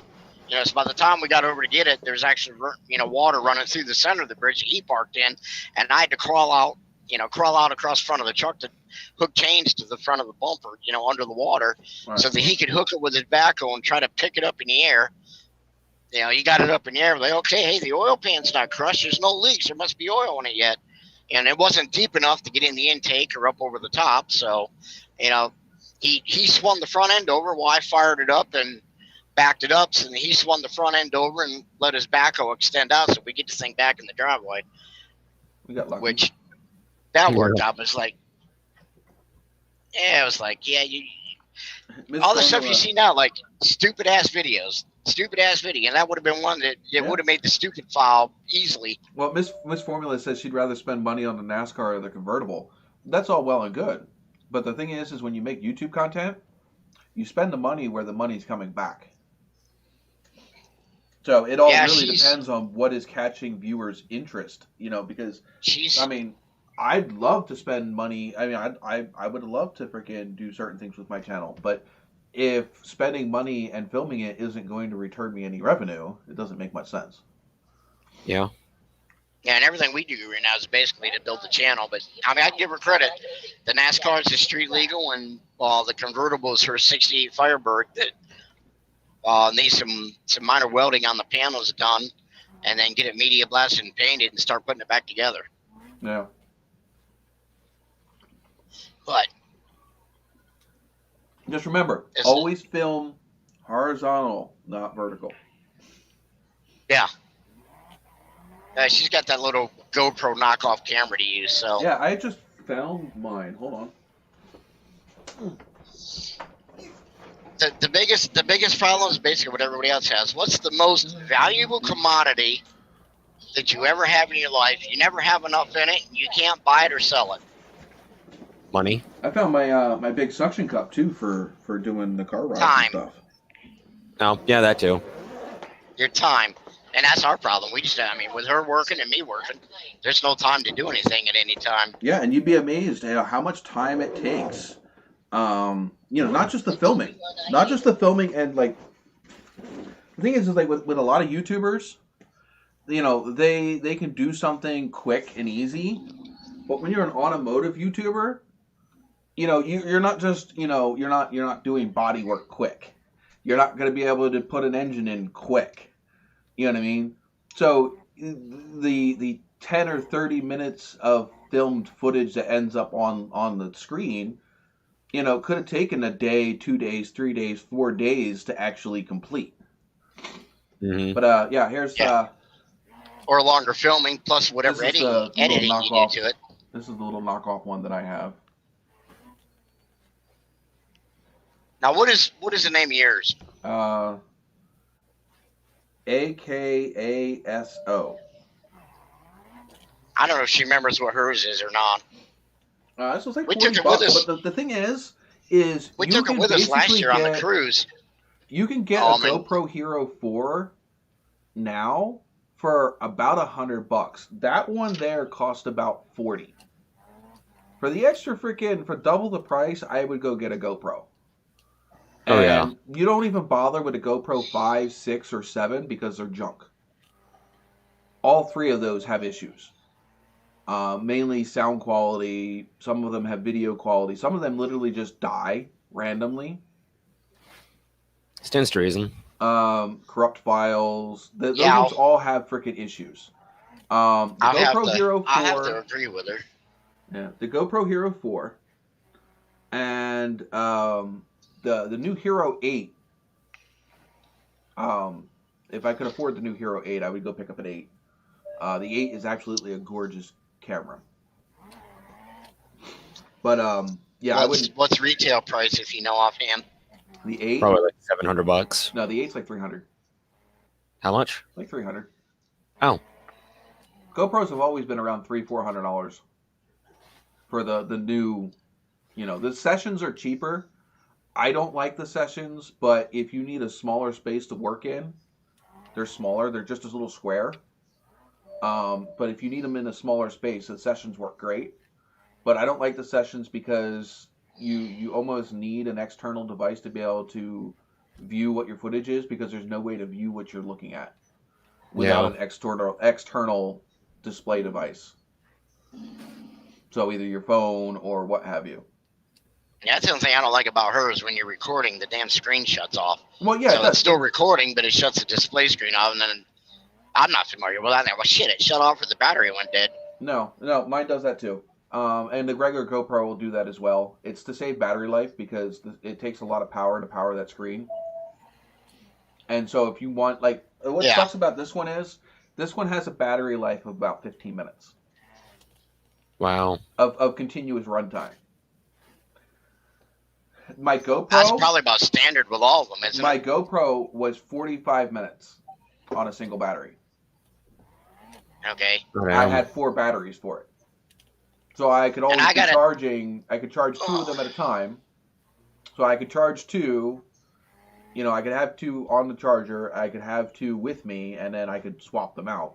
Because they only took, maybe an hour to charge. That's not bad. And I had a car charger for mine, so I could just plug it into the car charger and let it charge. But yeah, I prefer a GoPro over the knockoff. But when you don't have anything, that's better than nothing. So, but yeah, I just found all of my other stuff. I found my big suction cup for sticking to the side of glass or the or a door panel or whatever. I found all that stuff so I can actually, if I ever have a running vehicle to film with, I can get some drive shots. So. And I gotta agree with her as far as a content grabbing. Oh yeah. Attention grabbing. The NASCAR project's definitely going to generate. Yeah, the only reason the truck might generate some interest is because of the fact that it's a common vehicle. Yeah. Yeah, and most everybody out there in YouTube land probably has one or something similar to it. My Kia videos kill it because there's so many Kia Souls out there. I don't find it exciting, and the people that are watching aren't necessarily finding it exciting. They're just they have an invested interest. You know what I mean? So it's a different, it'll have a, like my Kia videos and my how-to videos, they have a, they're a very stable video. They kind of have a very stable, view count. Versus something like the NASCAR car video or whatever, it's going to spike, you know what I mean? And then it'll die off. So it depends on, the invested videos that people, want because they own the same vehicle and they're looking for whatever. Those videos will continuously do a decent amount of views. They might not get exciting view numbers, but they'll chug along. And they'll continue making you ad revenue because just because you put a video out, as long as that video is public, if it has interest, it'll continue to gain views and it'll continue to make you ad revenue. You don't make ad revenue off of just your videos you just put out. In fact, I actually make more money out of videos that have been out for a while than I do off of videos that I just put out. But yeah. A Geek Pro. Never heard of a Geek Pro. I don't know. This one was $40 for just the camera and a few accessories. But yeah, and it came with 2 batteries. So I now have 4 batteries for this thing because of the one that I crushed. And I have double the accessories and 4 batteries. Because the only thing I had to return was the camera itself.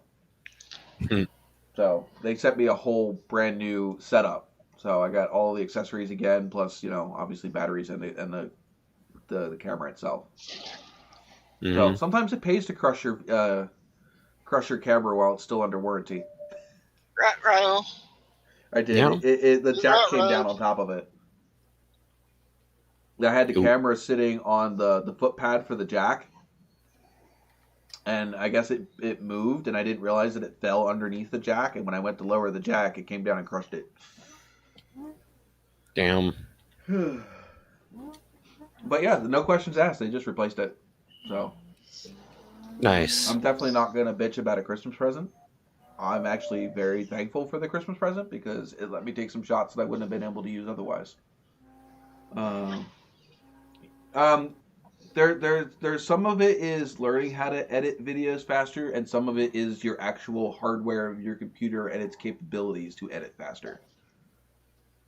Hence the reason why I'm upgrading the GPU on my computer setup now is because of that same issue. I'm not running into how fast I can edit. I'm running into how fast the computer can edit what I'm asking it to do. When you're sitting there waiting for it to refresh or to render forever, yeah. It was maxing out both my GPU and my CPU trying to do what I was asking it to do, so it's time to upgrade. Yeah. All right, so we'll go into what's in the truck today, Chris? A bonus question. Ooh, so I got to get points out for this one? You can, yeah, although Miss Formula have a cow because she's not eligible. Yeah, you're not eligible, Miss Formie. Sorry, you have inside information. You can decide who gets what for like a points bonus you want. We have our usual apples on. Huh? So we have our usual apples on. Okay. However, in the nose of the truck, we have something that grows tall with a very large green leaf on the top of it. Tall with a very large green leaf. There you go, guys. And I'll be honest, I don't know whether it's classified as a fruit or a vegetable. I really don't know on that score. I've never really asked. All right, we got our first one. We got banana. No, bananas grow on trees. They're yellow. Not yellow and does not grow on a tree. Is it yellow? Can we confirm or deny that it's yellow? No, it's not yellow. Not yellow. Not yellow and not a banana and doesn't grow on trees. Very, very large green leaf. Grows kind of with a green stalk with reddish to purple colorations near the base of it. And it's not a turnip, so no turnips, no radishes, nothing like that. You can't give away too many clues here. You're just going to make it too easy.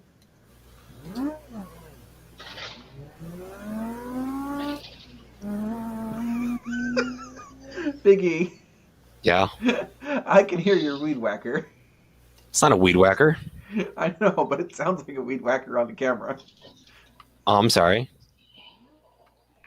Right here, I'll get something better. We got marijuana. No. Not marijuana. So definitely not purple haze. No.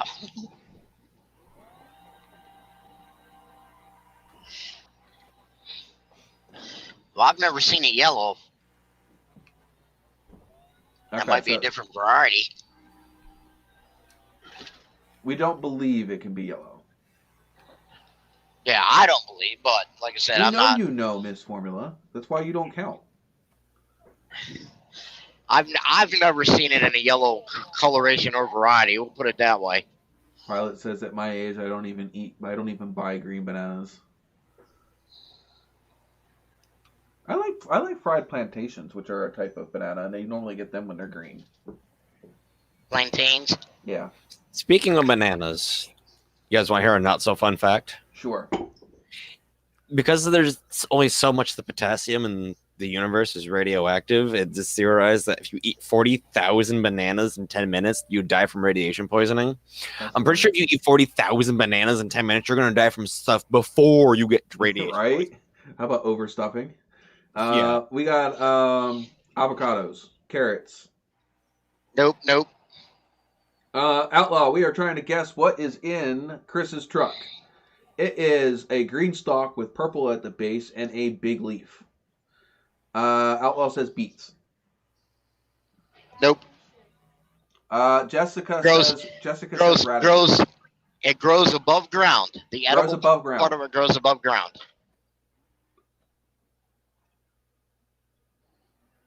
Rhubarb. Is it? Bingo. Yep. Oh. Bingo.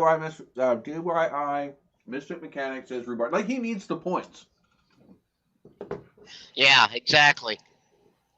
Well, I think you just kicked him over 10,000 points. What do heck? Nope, not yet. He's at 9,750. No, 650 because I said it's 100 points. 9,650. Almost. He might have it by the end of tonight, maybe. My God, he gives me another freaking super chat. It'd be over freaking 10,000 points. See, he nailed it. I mean, the next clue was it can be boiled or baked. But bam, like a slam dunk. He nailed it. Yeah. What are you gonna do? We're gonna have to come up with a harder damn question. So, He Misfit seems to guess most I of need to ask you: are you actually subbed to the channel since you just randomly come up on my videos? Give you a little stink eye. Well, actually, I'm not looking at you, because the camera's over there. Only because Streamlabs is spamming my channel and asking you to subscribe. I'm curious. He says yes, he is. Well, thank you. My workaholic. He likes trying to sneak in like a cool James Bond movie. Right. My Yeah, workaholic I was in the neighborhood. Well, I think she's been home since like before 10 o'clock, but that's. She was downstairs eating cookies.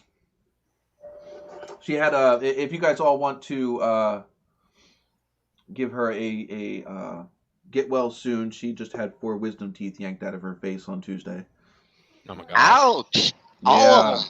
Damn. Two of them were impacted and completely like horizontal instead of vertical. Oh my God. She's been in pain ever since, and she had to go to work today from I think like 3 to 10, and tomorrow she goes in at 6, and I think she doesn't come home until like 10. Yeah, if I had to go into work after that shit, I'd have some choice words. She had a couple days off, but she's still in pain, and tomorrow she's working like a 16-hour shift. I couldn't do that because essential employee and people with disabilities still need care whether the coronavirus is here or not. Where's that shit at? More like whether her teeth are here or not. I don't know if this will show up, Sean. Notification. You are a hero, Misfit. Misfit says he's been home since March 12th.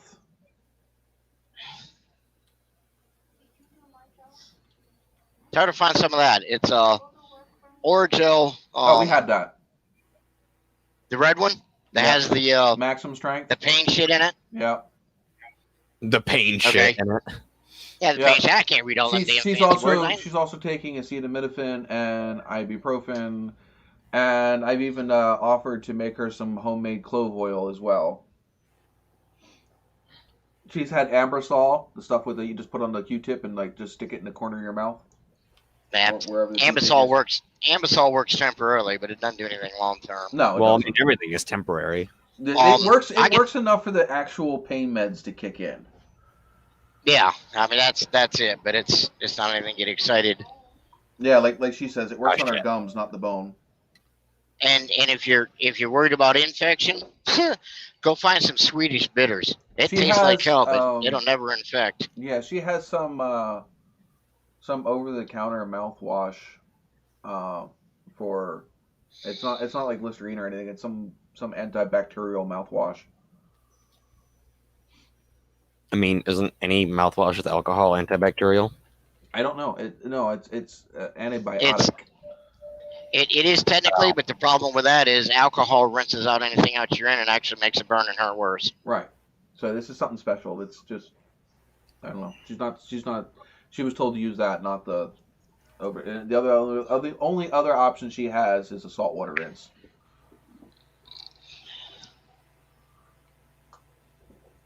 I remember having to do that. The worst thing you can do is cause the clot and shit to fall out and end up with dry socket. Yeah. Oh, that fucking shit sucks. I had a client at my old work that ended up with dry socket, and oh my God, the agony that person was in. because they had to fucking go smoke. We told them, don't go smoking, don't go like sucking out of a straw. Didn't fucking listen, and yeah, got dry socket, and they had regrets. But no matter how much you tell somebody they can't do something, they have the rights to do it anyway. So Yeah. Yeah, and human nature. You tell someone not to do something, they're going to go try it anyways. Just right. I can get away with it. Yeah. It's like all the videos you see of here, hold my beer and watch this shit. I did. Hey, Actually, did that to Miss Formula today, and she screamed. Misfit Mechanic says he can probably go back to work next week unless the wolf changes his mind again. See, Pennsylvania apparently has a roadmap to reopening, and my girlfriend shared this post the other day. Anybody who lives in Pennsylvania, we know how our roads are here, and if our roads are anything like this roadmap that we're supposedly have to reopening, yeah, we're all fucked. Of course. The roads here, if Kip or Jason were in this chat still, they came down Jason came all the way down from Canada, and Kip came down, I think, from Vermont. And they came through Pennsylvania because they stopped here and they saw a bunch of YouTubers. They saw Hammer Down Motorsports, they saw Send It Steve, they saw Hammer Down Motorsports, Send It Steve, Diablo Formula Race, and they saw a bunch of YouTubers in this area. And they said, and they hit Pennsylvania on, I think it was probably 81 that they probably came down through. They said, oh my god, the roads were fucking horrible. And yeah, he's true. I mean, geez, there's spots in freaking 81 where it's more of what is the lesser pothole I can hit. Not let me avoid the potholes. Just what potholes. They're unavoidable. Yeah, it's like show me the pothole instead of the moon craters. Yeah, exactly. Is that a pothole or is that just a cliff? I mean, the turn that literally drop a smart car in it and throw some tar on the top of it, and it'll patch it. Oh my god. Misfit Mechanic said, "Look out! There's a piece of road in that pothole." Yeah, exactly. That is the truth. I can't hear Jess. Hold on. What'd you say? Really high risk, high affected county, it'll take longer for it to reopen. Okay. From what they're saying, what Jess said is because we work in healthcare, so we have to get all this information anyway. She said that depending on how high risk the county that they're living in, like obviously the ones in the northern part of PA, north and western PA are probably going to open faster than south and eastern. Because it is so in like Pittsburgh and Philadelphia is where it's really bad here in Pennsylvania. So those areas will be the last to open. So like where we're at, I don't even think we have 300 cases here in Schuylkill County yet. I think we just hit. Maybe just hit 300 counties. But Berks County, which is actually where my kid's from, they're close to 3,000 cases. Oh damn. So depending on where you're at and how many cases are in your area, you may open up faster than other areas that are more acute. So, the Outlaw SS said, got to look for a new job. Now they shut our office down for good. Stinks. It was a good job. Yeah, it does suck to lose a good job. Just got to put your effort into YouTube more, man. Make some of that freaking dough cash. They started one of our jobs back up in Montgomery County. Wow, that's actually kind of amazing that it's in Montgomery County. I-76 2 weeks ago. I would think Montgomery County would be one of the last ones to open up because that's where all that freaking shit's bad. Yeah, I don't know what he does. He's a mechanic, so I don't know. Then that kind of makes sense because that's more essential than some other things. Yeah, probably. Jess said it probably makes sense because it's more essential than some other things. See, they can't hear you. I don't know if they can hear you because you're not talking loud enough. Not really. Well, I'm not going to be freaking yelling. My mouth hurts. Well, duh. She says she's not that yelling because sucks. her mouth hurts. And I'm also not going to scare off my cat. Oh, she doesn't want to scare off her pussy. The cat, not. Get your mind out of the gutter.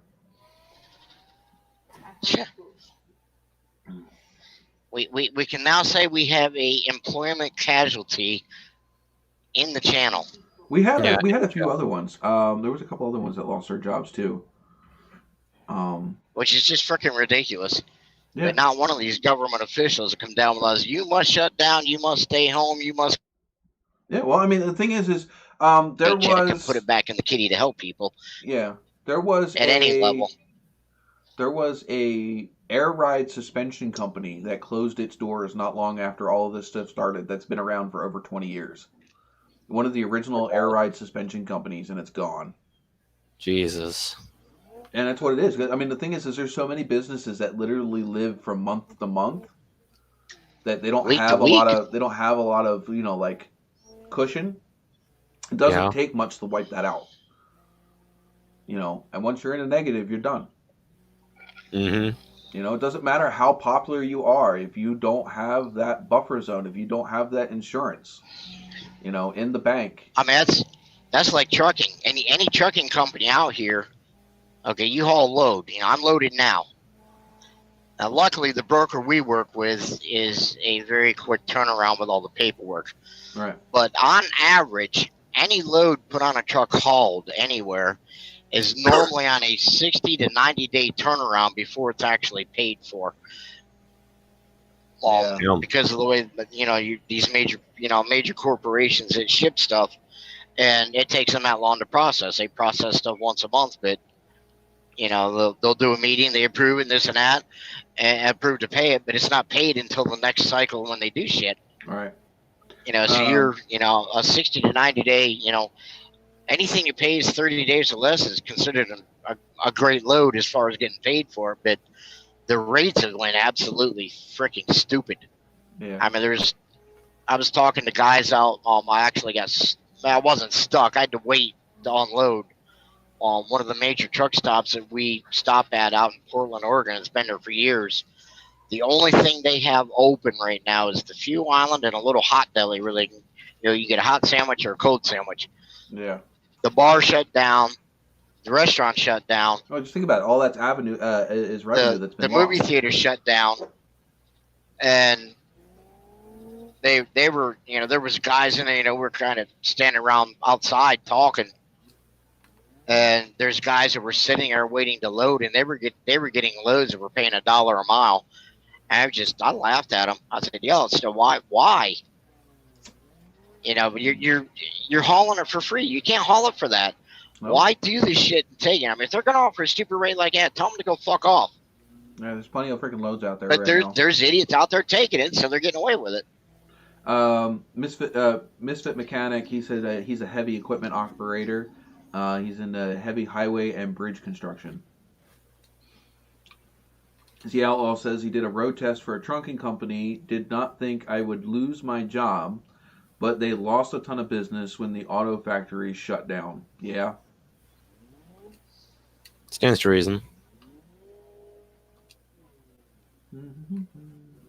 Yep. Hope they can recover. JIT. I used to haul JIT all the time. Yeah. Mechanic also says there's going to be a lot of mom and pop restaurants folding from this. There's going to be a lot of small businesses across the board, not just small restaurants, because some small restaurants are still able to do curbside delivery and things like that and stay open. If they're open. Yeah, if they're open. Some of them are. I've seen a lot of them in our area that are they just closed the doors and said we can't even do, like the 2 restaurants in the town where it all south depends. of Lancaster where I live at. They shut the doors. It depends. If they're not going to make enough profit a day to pay the employees to be there, there's no point in opening. You know what I mean? Revenue doesn't matter if, because obviously if their doors are closed, their overhead is going to be a lot less than if their doors are open and they're paying employees. Mm-hmm. So if they're not making enough revenue to cover the overhead, it's going to cost them more money to be open than closed. So, I mean, and that's just basic business. And that's why, as much as I believe that everything that's going on is real and everything else, I don't believe that it was worth the risk of basically the world economy, not even just the United States, but the world. It's not just us that are going to hurt from this. It is everywhere. And it's just, I don't know. I think it could have been handled differently, but I'm not up in charge, and I don't have all the answers. So, it just is what it is. And I think that we're going to be feeling all of this stuff for years to come. It isn't just going to be, okay, we're reopened again and we're allowed to go outside. Everything's all better. It's going to take a while. I think this is going to be worse than a lot of things that we've had to deal with in the last 50, 60 years. Probably.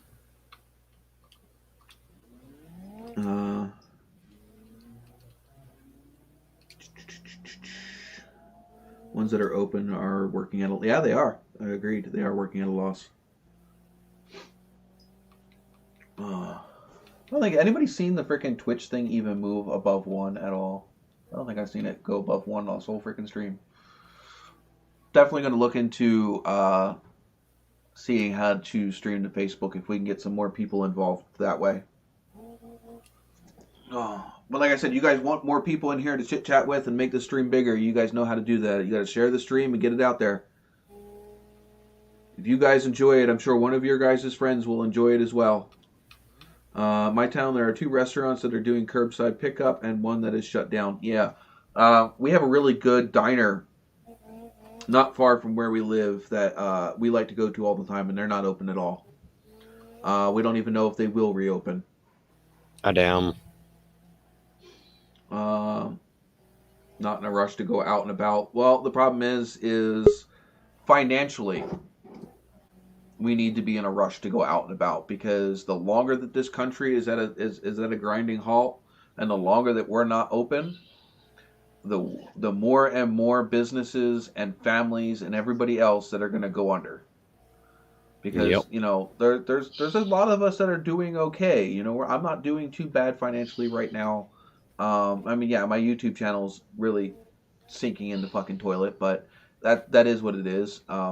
It's not my main source of income, but I'm an essential employee, so I can still work. But there's a lot of families out there that can't work because their jobs close their doors, or they're laid off, or whatever because of this stuff. Well, there's only so long that they can survive on whatever money they've had in the bank, or food, or whatever else they've been using to live off can survive. What can hold you over for a month, can that hold you over for 2 months, 3 months, 4 months? Yeah. And all the so-called financial experts say, take all of your monthly bills and multiply that by at least 3, and that's what you should have on the bank you can sit on. Well, hey, you know what, experts? 90% of America can't do that. Exactly. The average working family, even with 2 people or even 3 people working, are on a week-to-week or bi-weekly, paycheck to paycheck basis, and there's not enough left in the kitty to put anything to make. Say, we're going to save that for rainy, because there's always something that happens that you need to dip into it. I'll be the first to admit, as I live month to month. I don't necessarily live paycheck to paycheck, because one paycheck has a lot of money that comes out of it and the other one doesn't. But if I miss one of those paychecks, I'm up shit's creek. Just one. If I lose just one paycheck, I am belly up. So, that's how this is. And a lot of Americans live that way. They don't make enough because the cost of living is too high compared to what people are being paid. And it's not necessarily what people are being paid that's the problem. It's the cost of everything and how ridiculously expensive things got when the gas prices rocketed a couple years ago. Mm-hmm.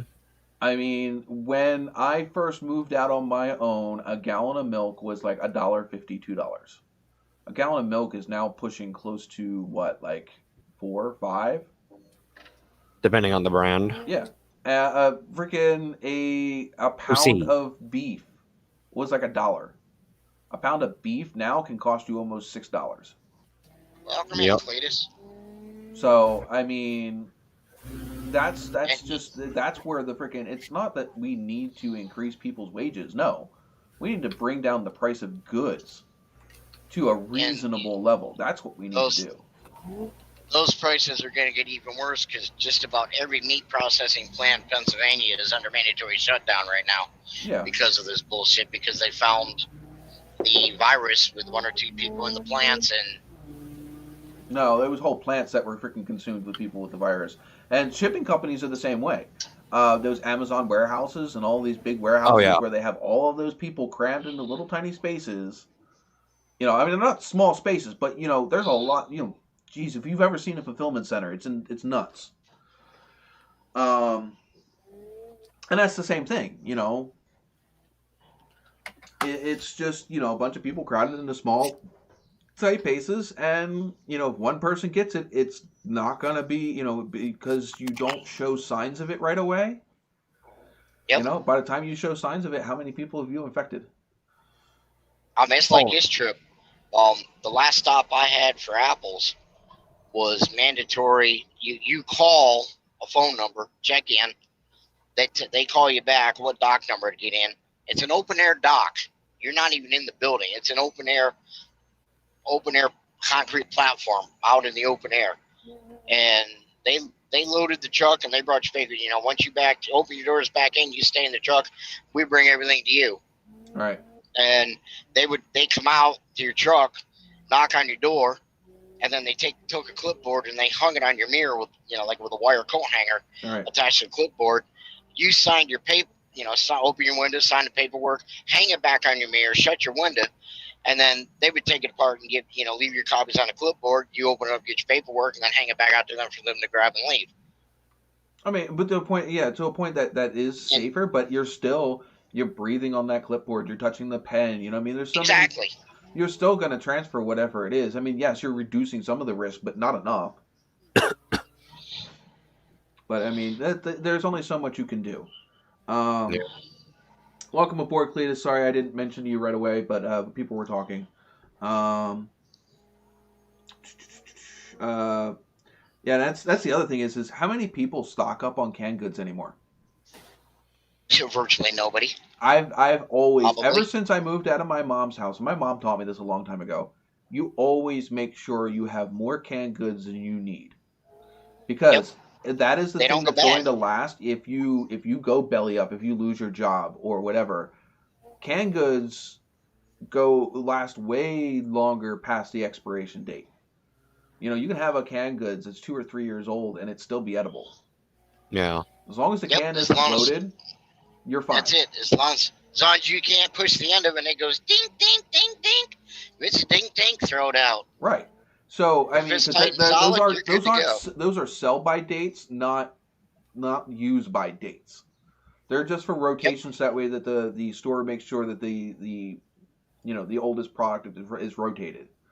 But yeah, that's what my mom always taught me. Always have canned goods, because if something fucking goes wrong, that's the food that's not gonna go bad. Your freezer, your electricity goes. Anything that's in your freezer is gonna be dead after like a day or two.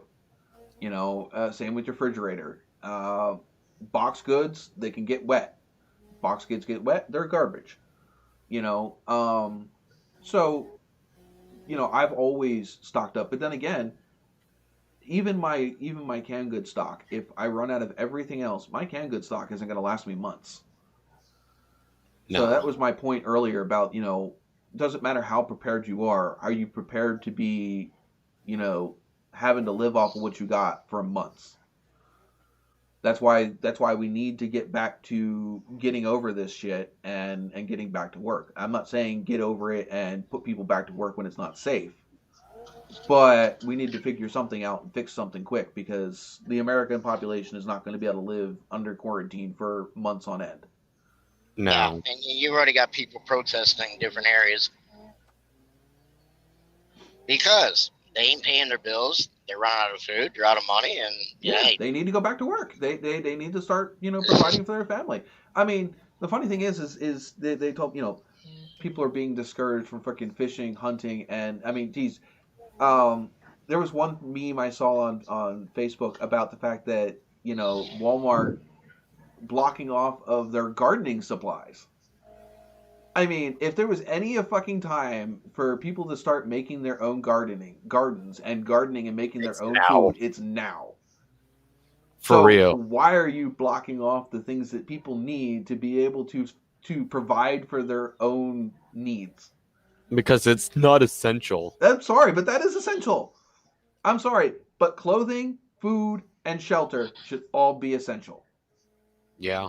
You want to wrap off the freaking electronic stuff, okay, but you know what? There are still businesses that open that still need electronic stuff. But why are you wrapping off things that people need to provide shelter, food, or clothing? As far or health and safety. That to me is just stupid. This is now when I would want to be planting my own food, so that way I have a food source. This is, and that's like pet stores closing. I'm sorry, what? So my dog don't need to eat now? Yeah, pretty much. My, What they're saying. people that have reptiles that need mice and things like that. What, those things now no longer need to eat? It's immortal. It's just stupid what they consider essential or not essential. Okay, you don't need to go wash your car at the drive-through car wash. Yes, you don't need that. That's not essential. Your car can be dirty. As a car guy, it makes me cringe, but yeah, it doesn't need to be done. Do you need to go buy the latest video game? No, you don't. But you know what? I'm stuck home, and it's what's keeping my sanity in check at the moment. But is it essential? No. Do I need to, if I have the ability to plant food? Yeah, planting food I would consider essential. Do I need to put clothes on my kid's back? Yep, I would consider that essential too. It's stupid. It's just another fine example of big government overstepping their bounds with ludicrousy. Big government has not only overstepped their bounds, they're already over on the other side, and they have been for years. Yes. Oh. Yeah, this is just a... Grim's anybody Automotive wife ever and I thought are that any doubling. kind of a socialist republic or socialist type of community, guess what? Welcome to it. Where everything is dictated on what you can have, what you can't have, what you're going to do, where you're going to go. And if you got more than your neighbor, well, you need to share with them, or we're just going to take it and give it to whoever. All right. Outlaw said he smells brownies. He'll be right back.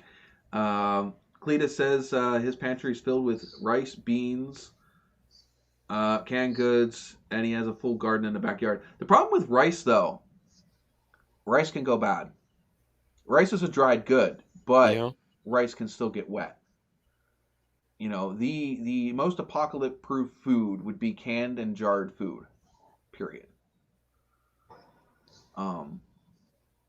But yeah, I mean, I have a bunch of stuff too. I mean, I have white rice, I have beans, I have all kinds of that shit too. But then again, I have that shit year round, not just because we have a pandemic. Hi, Lucy. And forget MREs. Hey, do you know what? If I had access to those, that would be fucking awesome to have if everything went to fucking shit. Good to have them, man. Do they taste like shit? Well, it tastes like shit versus no food. I'm gonna pick taste like shit.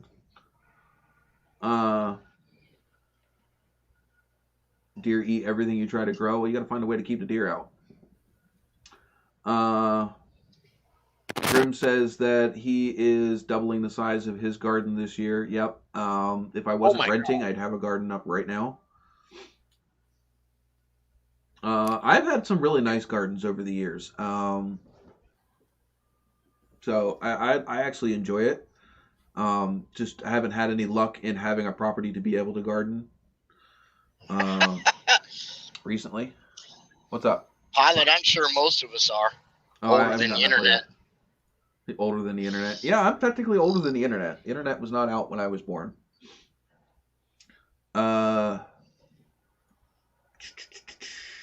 What's funny is when it was first developed and released, and the limited access you had to it, and the so-called extra spectrum were saying, this is just a fad. It's it's not going to go nowhere.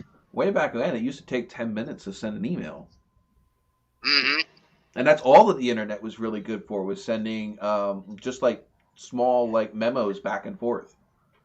Yeah, and the biggest electronic community was America Online. Yeah. 12 Twickens. 12 chickens to raise. They're open Arkansas back up first week of next month. I just hope people use common sense and practice distancing. Yeah, and you know what? Everybody has to mitigate their own risks and decide what is worth it to them as well. I mean, you got to have a head on your shoulders, but they also don't need to freak out if somebody isn't taking the measures that you want to take. That's one of the biggest things I've seen is, because one person has an opinion that they feel everybody needs to have that same opinion. You are your own person. You have a right to assess your own risks and choose accordingly. Granted, you also then have to live with whatever consequences that your risks involve as well, whatever your choices involve. If you choose A and B happens, you need to assume that responsibility that B happened, for good or for worse. Yeah. You got to see the fact that you effed up. Right, but also you don't have a right to sit there and tell somebody else what they have a right to choose. And that's the biggest thing that I've seen that's pissed me off. You have a right to assume your own risks and your own precautions. What you choose to do is on you. You have no right to tell somebody what they can and cannot do with their own choices. Mm-hmm. Your neighbor's not practicing social distancing. Well, then that's on them. You do your precautions and you do what you feel you need to do, but you shouldn't be sitting here and sticking your nose where it don't belong and bothering somebody else. Damn busybodies ain't got nothing to do but sit on their porch and then dictate, well, you can't, that's all I'm doing this. That's on you. Shut the F up. I guarantee you go to your business office and your backside smells the same as your neighbor down the street, across the street, or on it doesn't matter. It stinks, period. Right. I mean, I had some people on my Facebook. They were having an argument because the neighbor across the street was talking to the other neighbor across the fence. They weren't 6 feet apart, and the insanity that developed in the freaking comments of that post was ridiculous. I'm sorry. Sure. The person, you have a right to choose your own risks and choose your own choice of actions. So does the person across the street. If they don't choose the same option that you do, doesn't mean you have a right to be angry at them or to threaten them. Because that makes no sense. If they're not practicing social distancing, what is threatening them going to change except for you? Does that make you better or in the right? No. Mm-hmm. It's their choice. If they get sick, well, then that's on them. It's their right to choose whether or not they want to risk not wearing a mask or not, or not being 6 feet away. It's their choice. It's America. We ain't in Nazi Germany. Everybody has a right to choose their own course of action. I'm not saying everybody's smart enough to freaking make the right choice, but they also have to live with their consequences at the end of the day. Mm-hmm. We're still talking about internet apparently. I guess. I see Misfit Mechanic got out of the auto flagging for curse words. That's hilarious. Accidentally shoved my head. Well, that sucks. Outlaw apparently made himself a cue ball today. Oh. Internet started in 83. Yeah, well, I was born in the beginning of 83, so. Wasn't popular or common until the 1990s. Yes, I know, because my stepfather at the time was using the internet. It was basically just a business. Like, he was part of a really big business. And he was able to work from home, being able to send memos out to his staff via the internet. Mm-hmm. Didn't know AOL was a thing. Let's see. I mainly just sell cars on Facebook now. The feeds are full of hate, and everyone seems to be agreed, Cletus. You're damn right. I replaced the touchscreen and my Cadillac this week. 3 hours, start to finish. Thank you, YouTube. Hey, that's what we're here for. Help you DIY shit yourself instead of freaking paying outrageous prices. Oh, that's right. That's what we forgot to talk about. My outrageous price freaking gouging for the reason why I work on my own shit. So we went and took the green Kia down to go get inspected, and the guy says that pulls me back and says the brakes won't pass inspection. You need to put new brakes on it, and we can do it for $300. $300 to replace the front pads on a Kia Soul. I told him, first off, I wanted to make sure because we had an issue with the same shop when we got the gray car inspected, and they replaced the headlights in the gray car, yet I just put in not the super bright silver stars, but like the first tier down from super brights. I think they're the platinums or whatever. Yeah. I just put those in that car, and they replaced them with stock headlamps. Oh. Those halogens from Silver Star are like $40 a piece. Jesus. I guarantee you they weren't blown. I just put them in like a month or two before that. So somebody walked away with, expensive ass Silver Stars and put stock headlights at cost to us. I'd be more than upset. Oh, I was pissed. And at the same time, when they told us that car needed brakes, and they wanted to charge us $600 for brakes and rotors on that car. So I went back and I looked at the brakes. Okay, the brakes are worn. The front pad that I saw would have passed inspection. It was 2000s. Would have passed inspection. Barely. I would have asked them to change it too if I was a mechanic. I'm not saying that I didn't want to change it because, yeah, it was pretty low. Was it necessarily not passing? No. But anyway, so I took it home and I bought pads for it. Cost me $40, $45, $50 for pads. And that's not like the base pads. That's like the really good pads, the ceramic pads. And so it cost me like $50 for ceramic pads. And I went to go put them on. I pulled the first wheel off. I pulled the pads out. And the front pad, like I said, the outside pad is worn. It's getting close. Squealer was just about to touch. The back pad, though, it was worn kind of funny. There was a groove on the outer edge of the pad all the way around the freaking top of the pad. So I'm like, well, that's funky. So I went and put my hand back there and I felt the back of the disc. Here, there is a groove. It shouldn't be. It's not a groove. There was an edge on the outside edge of the back side of the pad all the way around. That had worn the pad funny. Well, I guarantee you, if I would have just had them change the pads at the shop, they would have had the whole car apart. Then they would have come out and told me that the pads needed to be replaced after the car was stuck on the lift. Oh, yeah. I'm sorry, but if you're doing an inspection, you should have caught that. You shouldn't have just told me, it needs pads, because I asked them, does it need the rotor too? And they told me no.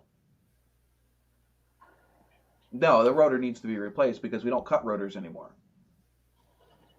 That's not a thing that, America does anymore. They don't just cut rotors, so you have to replace the whole rotor.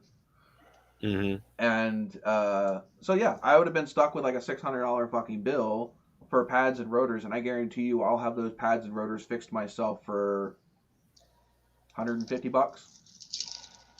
Yep. Because I just did it on the gray car not long ago. So about $150 for me to replace it. They were going to charge me like $300 for just the pads. It cost me $50 in pads. I'm sorry, and I bought the top of the line pads. They wouldn't have put the top of the line pads on that car. They would have put the freaking, the run of the mill, standard option, which I think are like $30 for me to buy, which they get a discount on. So I think they would have cost them like $20. The prices that they charge is so ridiculous anymore. Yeah. Let's see. Just showed my 13-year-old how to change brake pads in my last video. Oh, that's cool. They're overpriced. That's why they've been doing all the work on my Jeep yourself. The same thing. I do all my own work. I always have. Well, I can't freaking. God damn it. That's why I have moderators for. Where you at? Shops are overpriced. It's hard to find a shop you can trust. Agreed. That's why, again, I've done all my own work. Anytime I've taken a car to a shop, I've regretted it later. The only thing I take a car to a shop for anymore is alignments and inspections. You want to see Miss Formula to get excited? What? Ask her about her lovely Dodge truck that went in for a heater core flush last December. ended up blowing the tank out of the radiator and needed to replace the radiator. Oh, that sucks.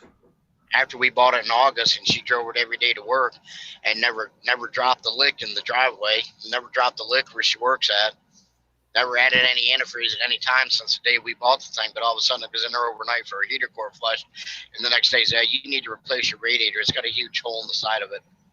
Yeah, because you overpressurize the damn thing with a plastic tank, you assholes. Grim says he took a car in for a recall a few weeks ago, and they told me I needed brakes, and I just replaced them 3,000 miles ago. I think they were looking for some work. Yeah, I would say so. Probably. It's again, I really hate shops. I don't like them. Took a Hyundai for a recall, and it came back with only 3 lugs holding the wheel on, and only 1 exhaust hanger holding the exhaust on.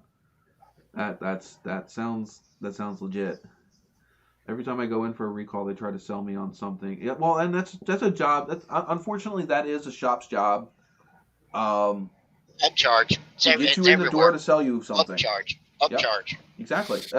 Unfortunately, tell me you've ever gone to a freaking fast food place and they haven't offered you something more than what you wanted. Yep. Yeah. Would you like to make that a large drink, sir? Well, they hit large, you automatically get the large drink and the large fry. Right. Well, technically, the drink doesn't cost them anything. A large drink costs them 20 cents. If that. It's the same cost for a medium as it is for a small. The cups are still the same price. I used to manage fast food. I know the deal. Literally, the fountain soda costs them pennies. Yeah. Pennies per cup to make a fountain soda. So the more it actually costs them more for the cup than it does the soda you put in the cup. Yep. Which is hilarious. It's reason. That's why they always want to sell you a drink. That's why McDonald's dollar any size works, because they're still making a giant ass profit, even if you get a large drink off of a dollar soda. Mm-hmm. Because it costs them pennies. Yeah. It costs them pennies per cup they hand out. Yeah, and everyone's like, "Oh no, cool! They're all down the same price now, and they're cheaper, and they are still making money off of it." Oh yeah, they're still making money. I don't give a shit. They're just selling more now, so they're making even more money than they used to. Right. Because everyone's like, "Oh, everything's only $1." When they downsize the size of something, keep the freaking price the same. I ate in a restaurant one time, and only one time. Would you like a refill? Yeah. You know, ice, whatever it is, iced tea, coffee, whatever it was. Yeah, they charged you like $3 for the refill. Yeah, for every one you got. Oh, I think it's there ridiculous. Was no when refill. A restaurant charges you for a freaking drink that's $3 or $4, it's ridiculous. Because again, like I said, they're not even paying for the cup at that point. They're only paying for the drink that they put in it. And I tell you, it is literally pennies per cup. Mm-hmm. Yeah, I mean it was pathetic. The damn drink bill, non-alcohol, was more expensive than the meal. Oh yeah, that is ridiculous. Because they charge per drink. There was no refill. You can have a refill, but we're going to charge you the same going price for your original for every one that you get. Yeah. And the worst part about it was the cup wasn't empty. So part of what you were drinking, you double paid for because they topped the cup off that you already paid $3 for. Or they fill it with ice. Then they charge another $3. Yeah. Oh yeah. I will never go to a restaurant and not. Every time I go to get a drink at a restaurant, I either ask for no ice or light ice. Cool. Never, because that is another part of the scam. The ice literally takes up 2/3 of that cup. So they're paying for you for even less. You're not getting 30. If you get a big cup of Coke or whatever, and you get like the 32-ounce cup, you're not getting 32 ounces of soda. You're probably getting less than 12. Which is why when you drink it, you look down and like, wow, it's gone already? Yeah, because 2/3 of that cup was all ice. Mm-hmm. And tastes like shit because it dilutes so damn fast. Well, yeah, after it melts, yeah. But yeah, I mean, the ice I is even cold. It's hardly I order light ice because I do want it a little colder than what the machine pops out, but I don't want it freaking... I'd like some soda with my ice. Have some soda with your ice. All right, see you later, Grim. Now, at home, if I'm pouring myself a glass of soda at home, and I put ice in it, sure, I will fill that glass all the way up with ice and then pour but I paid for my can of soda regardless of how much ice I put in it. Yeah. You know, I don't keep my cans in the fridge so they're warm. So when I pour them in a glass full of ice, they're cold. You know, so you know it is what it is. It's what I do at home, and I want to get what I pay for. I don't want to pay for a cup of ice water. You know, if I want a cup of soda, I want soda, not ice. Yeah.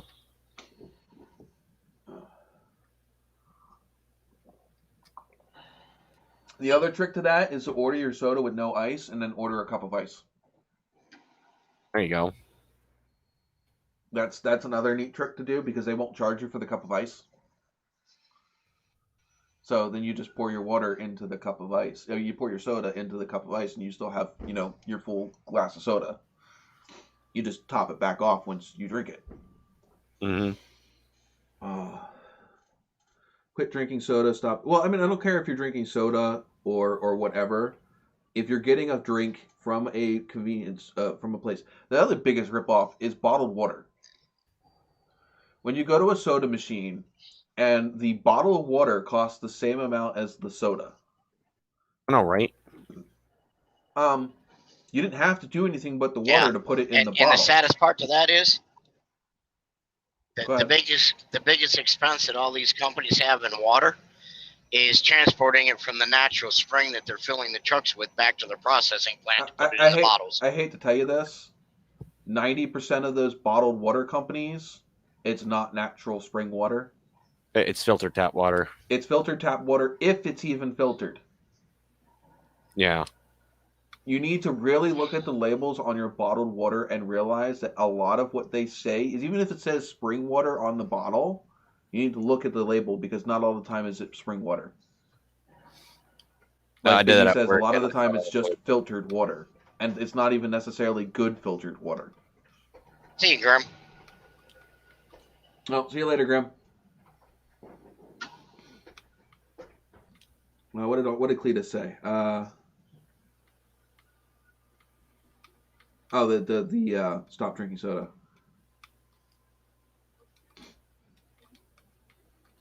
Yep, order fries with no salt or light salt.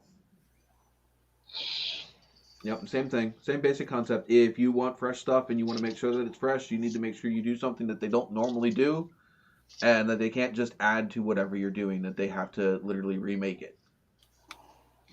Yeah.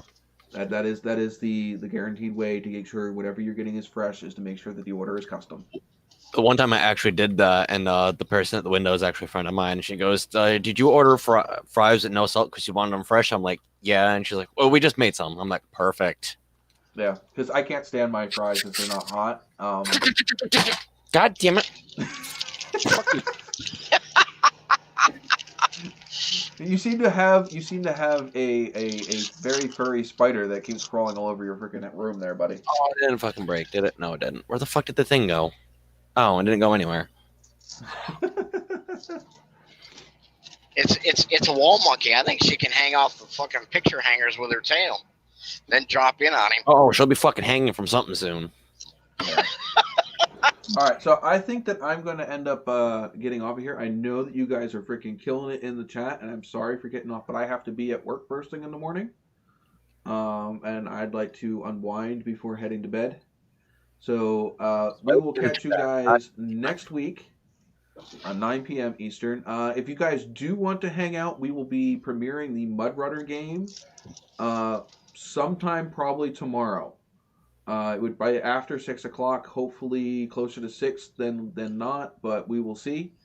We'll be premiering it here and on Twitch. So if you want to stop in and check that out, be much appreciated. Come hang out, check out a new game. And if you know anybody else that might be into it, let them know that we will be doing that tomorrow as well. And don't forget to check out Kip from America Bumper to Bumper, and let's get him to 1,000 subs, please. Thank you. See you guys next week. All right. One quick note before you get out of here. Misfit, you get a chance, go over on our channel with an email. Send us an email on how to get a hold of you. Maybe swinging over your way this week. If you could, please. Thank you, guys. Great night. Y'all have a good week. All right. See you later. I got to hang out now because you just sent another super chat. I would like to get it on camera. We gotta wait for freaking YouTube to freaking spot it now. Now YouTube's just gonna be like, look, money, take it. He's just trying to pad his winnings there up on the freaking Stream Boss. Jeez, how long is freaking Stream Boss gonna take to freaking Forever. Apparently. No, he got it pretty quick last time. Oh, there it yeah. is. Thank you, mechanic. So, all right, we'll catch you guys next time. Thanks for joining, and we'll catch you next week. Peace.